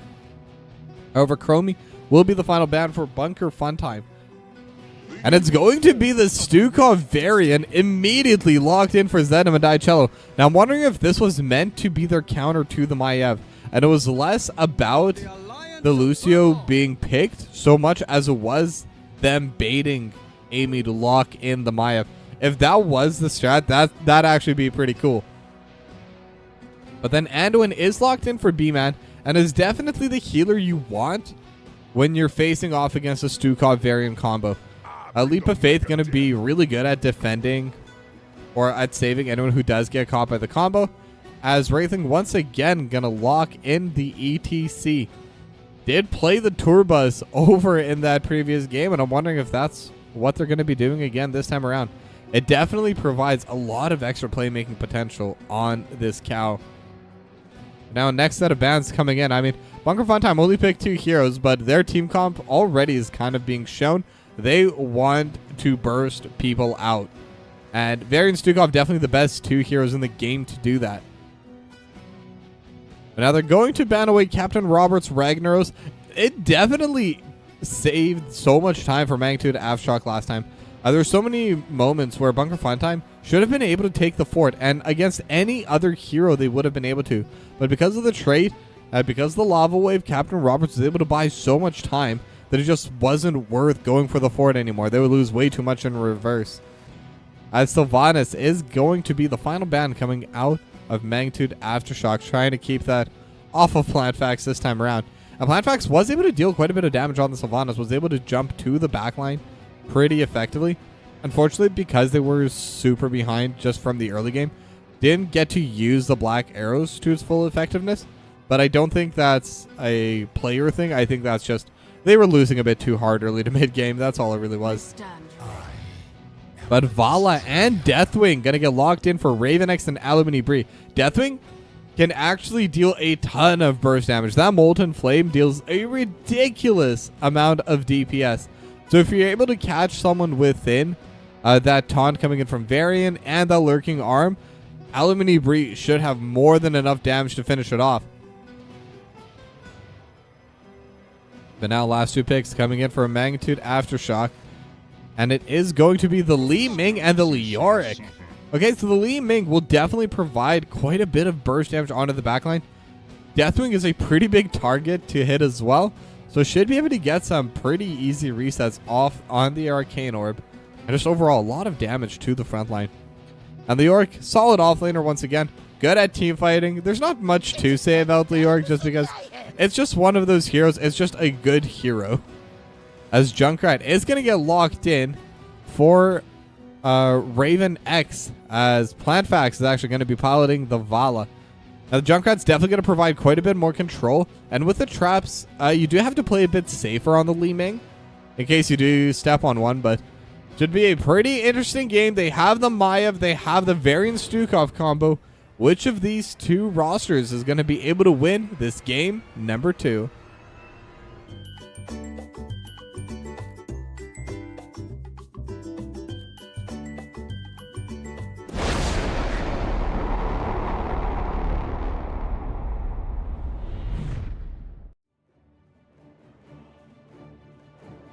All right, and we are back at Tomb of the Spider Queen for game number 2 between Magnitude Aftershock and Bunker Funtime. Magnitude Aftershock, I mean, considering their place in the standings, them winning game 1 could be seen as a little bit of an upset, but they looked so clean during it that I wouldn't be surprised if they are able to even win this series, just come out on top over Bunker Funtime. But at the same time, Bunker Funtime, they're near the top of the standings for a reason. And I'm sure they're not going to go down quietly. They're going to keep playing. They're going to keep trying to win. And depending on how aggressively they go on this Varian Stukov combo, they definitely could bring this out. But now both teams are starting to group near the mid lane. I'm still waiting to see the talent. And it is going to be Puncturing Arrow. It is going to be that burst of Vala. And I think that makes a lot of sense when you're already playing that Varian Stukov combo. So not surprised to see that get selected. But as we start grouping, I thought every member would start going mid lane. But Raven X immediately went top and Aluminum Brie immediately went to the bot lane. And I'm wondering if that's just because, especially as a Deathwing, the amount of damage the Punk will be able to deal to you is pretty substantial. I think that the idea is they want to burst before they get burst this time around. And those quick mid lane fights where they don't start with a pickoff is definitely not the opportunity for them. And that's point 1. And point number 2, at least in my opinion. I mean, Varian's not that good until level 4. This tank isn't really a tank until that taunt ability does come out. It's super weak at this stage of the game, but Zednem just going to be trying to get a little bit of the value with the Lion's Maw, I believe it's called. Just trying to scout them out in the bush. But now the mid lane is already shoved in. And Magnitude Aftershock, they could even try to push in the lane a little bit. Punk going to be doing just that. Has a lot of range, is able to do it from safety. And without the taunt, there's not too much they need to be worried about. The only thing they need to be worried about is the Chastise coming through. And they're on to Zedem. Has a protection. Face melt not going to be able to land as Amy.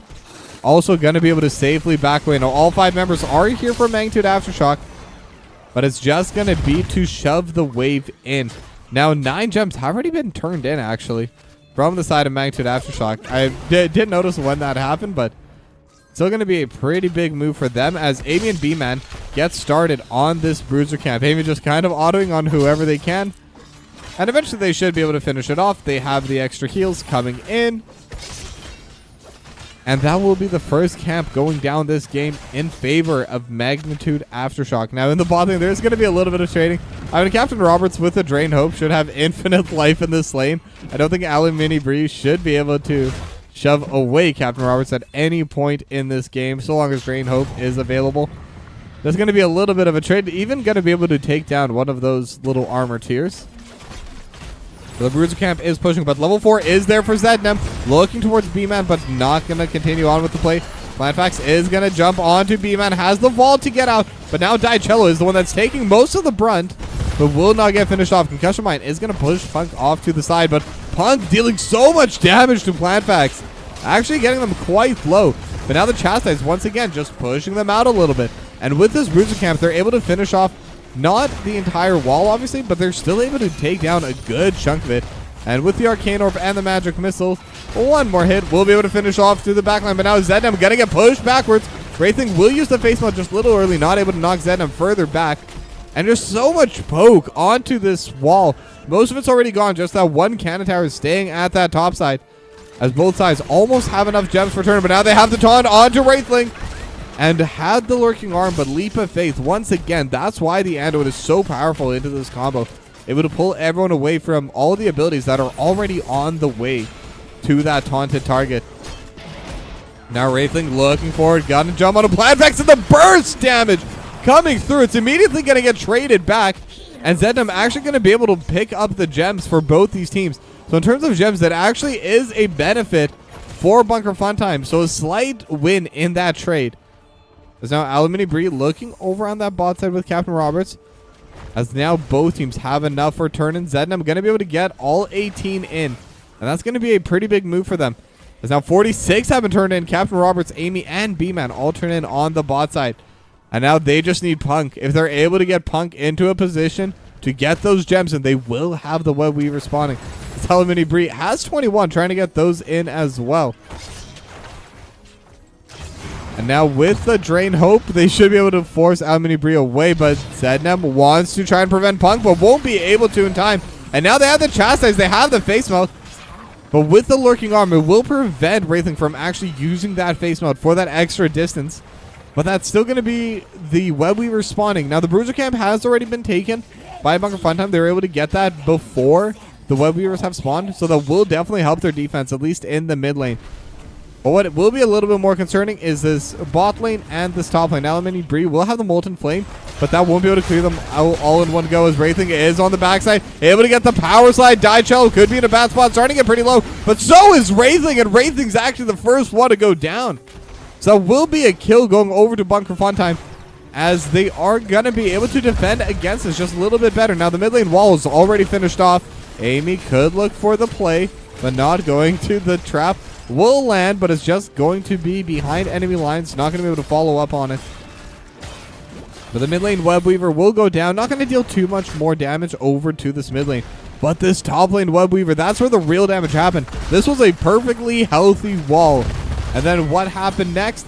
The Web Weaver came in, able to take down the entire wall, and a little decent poke onto the forts as well. Now Alamini Bree, again with the Molten Flame, able to just clear out the bot lane pretty quickly, and really good pickoff right now. They were able to take down Raven X off camera as usual. T-Tours in chat. But that's going to be the 1-for-0. They're going to be able to try and pressure a little bit more, and they were able to take down at least a couple gems off of Bunker Funtime. Now the vast majority is still going to be on Zednam and onto Alamini Bree. So it's not going to be able to give them anything new, but it will slow them down just that little bit more. As Alamini Bree once again just trading with Captain Roberts. The Drain Hope dealing so much damage. Zednam and Planfax looking for the play. Wraithling is here as well, but so is Amy. They could look for the backline. They're on to Zednam. They have the taunt. They have the Lurking Arm as well, but Zednam is just slowly getting poked down. Now they have the stun coming through. I always forget what that thing's called. The Earth Shatter coming in. But that's just going to end the play there. Now level 10 is up for Bunker Funtime. Magnitude Aftershock should be soon to follow, and there they go. They get their level 10s as well.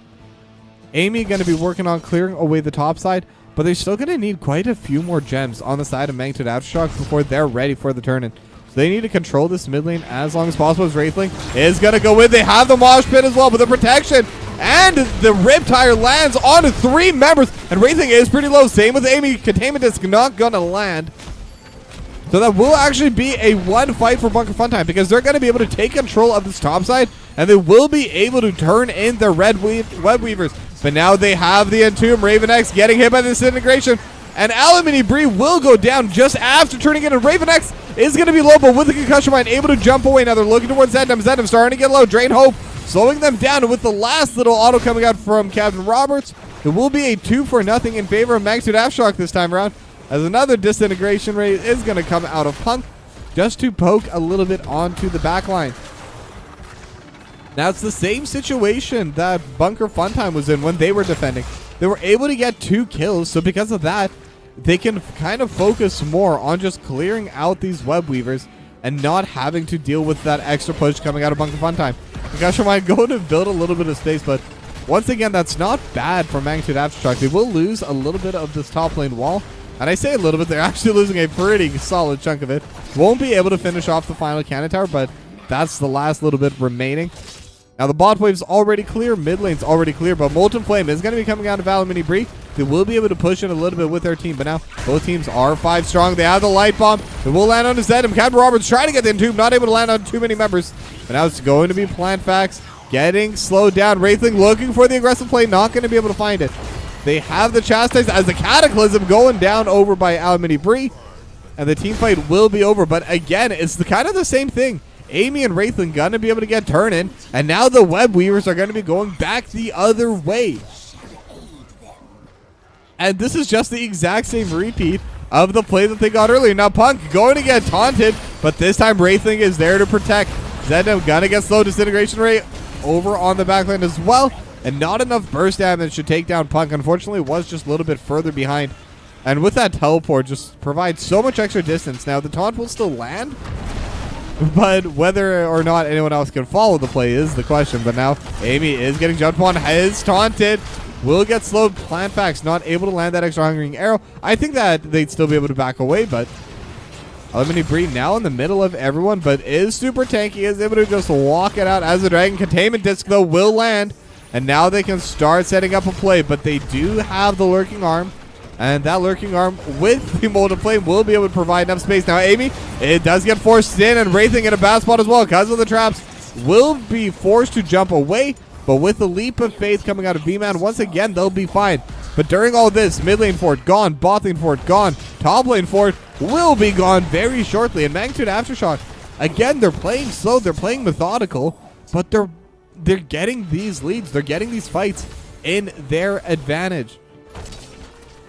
Now the boss is going to be available. They are pinging onto it because all 5 members of Bunker Funtime have been showing on this bot lane, fighting off the Web Weavers. Now, they do have enough for turn-in on Bunker Funtime. They do not have enough for turn-in for Magnitude Aftershock. So this could be an opportunity for Bunker Funtime to take that, to get the Web Weaver spawned in. It'll help push against the boss, and it'll give them push in the other lanes as well. But they want to contest onto this. Both sides have level 13. Chastise will buy a little bit of time for Zedna, and it looks like they are backing off this play. But they still have the light bomb. Wraithling going to be able to land it onto 2 with the power slide. Plantfax going to get burst down. Cataclysm is trying to split up the fight in 2. Dicello will be next to follow, but will get healed just in time. But that's still an HP advantage for Magnitude Aftershock. Bunker Funtime in a bad spot, and they have the mosh pit on 3 members. Amy jumping in will chain them back. Raven X will go down. Zednam is alive and actually able to get the taunt onto Punk, and Punk will go down because of it. So at the very least, able to trade it back. It's going to be 3 for 1. But Magnitude Aftershock are looking really good right now. They're playing extremely well. They're winning these team fights, and they're baiting these fights as well. Captain Roberts going to be able to turn in 30.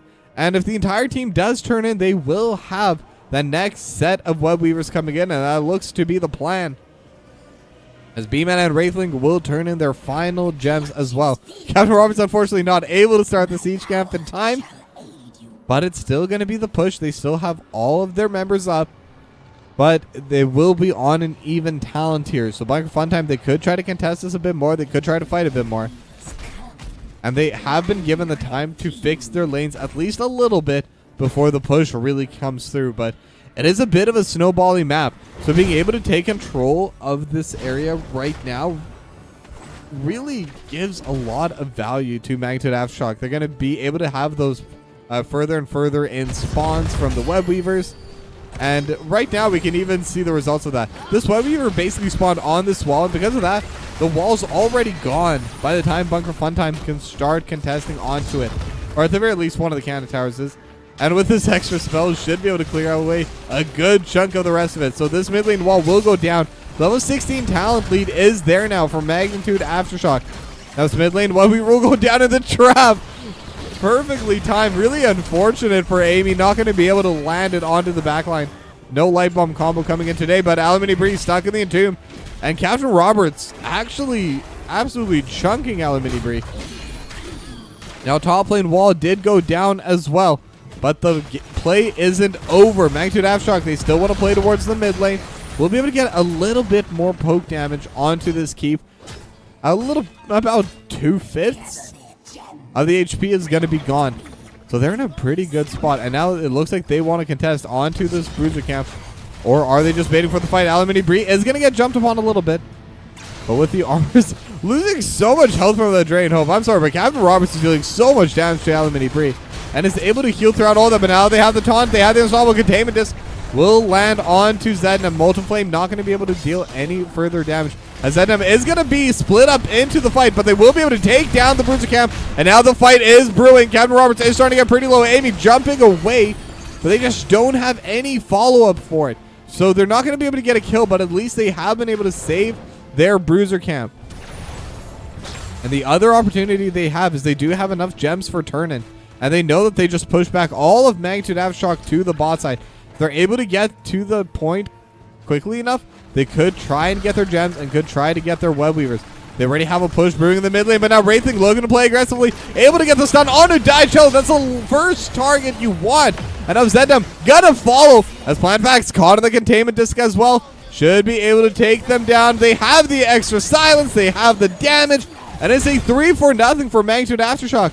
Now they don't have a wave, but when there's only 2 members left on Bunker Funtime, they can just let Wraithling stand there, tank up the fort, or tank the keep, I should say, and they will get that mid lane keep in their hands. Magnitude Aftershock growing their lead, and they're not done with just the mid lane keep. They're now playing towards the spot side. Molten Flame is used to try and help zone away, but the Entomb just slightly out of range. Alamini Bree was behind it, and will burn down Wraithling at least a decent chunk.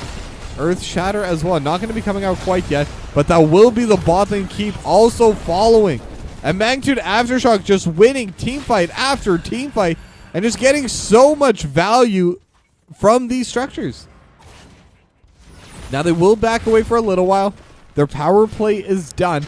They don't have turn-in for a decent little bit, and neither does Bunker Funtime though. But the top lane boss is available, and if Bunker Funtime want to do a Hail Mary play, this could be a good opportunity for them. They are pinging towards the boss. They're on it already. Now, do they want to start it, or do they just want to bait it? Alamini Bree is just going to be pushing out the lane, and it looks like they want to try fighting this.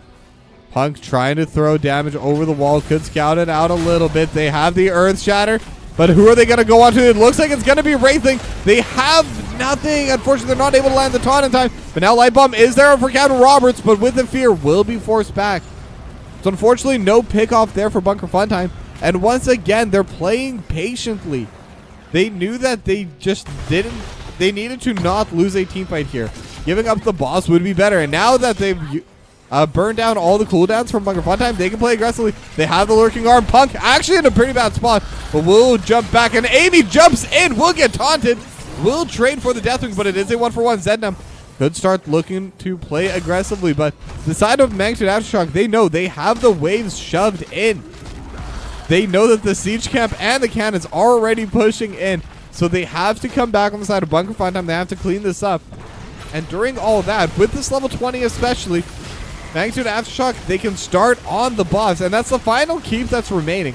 So if they just push in with it, they can have every single structure off the map except for the core. And depending on how they do in this push, they could even look to go for the core as well. Now, we'll be 4v4 to start. They don't have enough gems for full turn-in, but they're going to try and let the boss push in just a little bit slower, use a little bit of the abilities on the minions so they can get their 5 members, because right now Bunker Funtime will have their 5 members here first. Molten Flame going to be really good to burn down this boss. Captain Roberts actually goes down to about half HP from the Molten Flame. Banner of Command is going to get thrown down as well. Earth Shatter not going to land onto anyone. Entomb almost catches PlanFax, but they were able to vault away in time for it. Now the boss will finish off this final keep, but won't be able to push in for the core. Now level 20 advantage is still there for Magnitude Aftershock, so if they want to play aggressive, this would be a good timer. And it looks like right now what they want to do with this aggression is take this Bruiser camp and shove in with it. Zednam is looking for the play, though. Is going to be difficult without that level 20, though. Lurking Arm just going to buy a little bit of space. Same with the Hungering Arrows. Amy looking for the aggressive play, but they have the taunt. Leap of Faith is going to come through, so Amy will not be able to hook anyone else back, but Alumini Bree in a bad spot, and the Cataclysm not going to come out fast enough. That's going to be a kill going over towards Punk. And now it's 4v5. Level 20 advantage. Containment is going to go wide. But Amy could look to hook someone else back. It's going to be Zednem. And now the Riptire will buy a little bit of space. Lands onto 3. And now Captain Roberts is in a bad spot. Will be able to land the Light Bomb for the Sun Wraithling with the Mosh Pit on the backlane. Will get immediately interrupted though, as Raven X will get pulled back once again. And Raven X surviving at 200 HP. And they're slowly defending. Amy starting at pretty low, but they just can't finish anyone off. The damage is coming through from the minions. They're still able to get the poke over the walls. 50% left on the core. The cannons are still doing their work. 47, 44. Can they end the game here? Can Bunker Funtime defend? Wraithling just trying to buy space. Zedem gets pushed back, and that should be it. One last hit, and Magnitude Aftershock will dominate Bunker Funtime.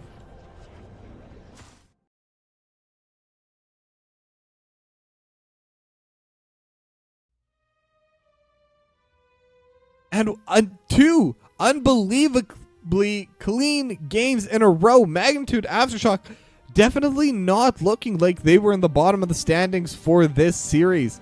They performed incredibly well. They played their strategy perfectly, and they never overextended. They knew exactly how to get their lead and hold on to it. Now, that being said, let me try and get an interview with one of them. Hopefully, we can get one of them in soon. So please give me one moment.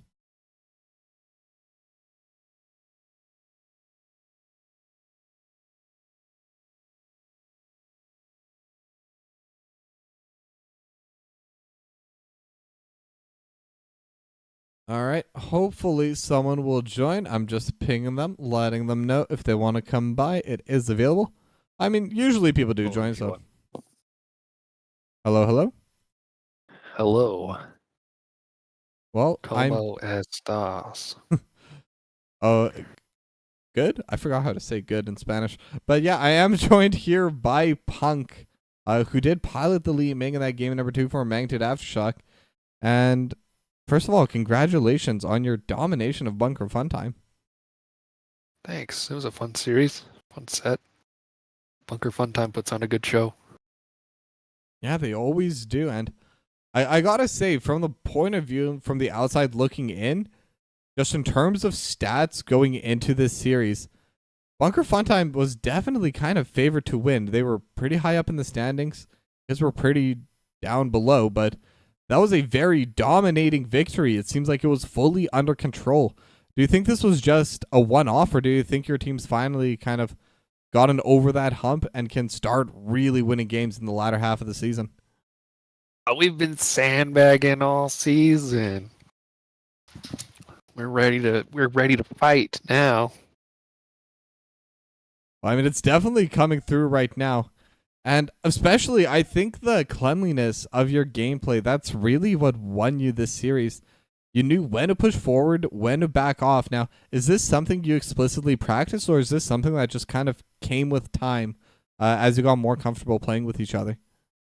Oh, come with time. We've played together for many years, and recently we've been working on positioning and strengthen team fights, and also when to just abandon a team fight and push a keep instead. You know what I mean? It's worked out pretty well. For this series specifically, like we tried to stay very aggressive and just bully rotations, and it worked out very well. Like our primary goal every single game now is to just 10 first. We didn't get 10 first in game 2, but it didn't really matter too much. It seems like we missed 10 because we were pushing forts instead of soaking, which in the end it worked out. Yeah, and especially on Tomb of the Spider Queen, getting those early forts really gives you so much pressure. So the passive XP is oppressive. Yeah, exactly. Now, what do you think there's any specific thing that really let you kind of get over that hump? In the season or in the series? In the season, because I mean, in this series, you looked clean from start to finish, so not too much to say there. Actually, last week we just had a a little team chat to see what was going on, and we just boiled it down to three key things that I don't know.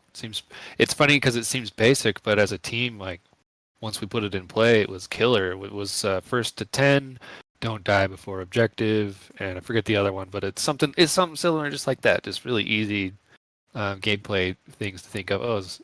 And it's made a huge difference. Just makes team chatter clear.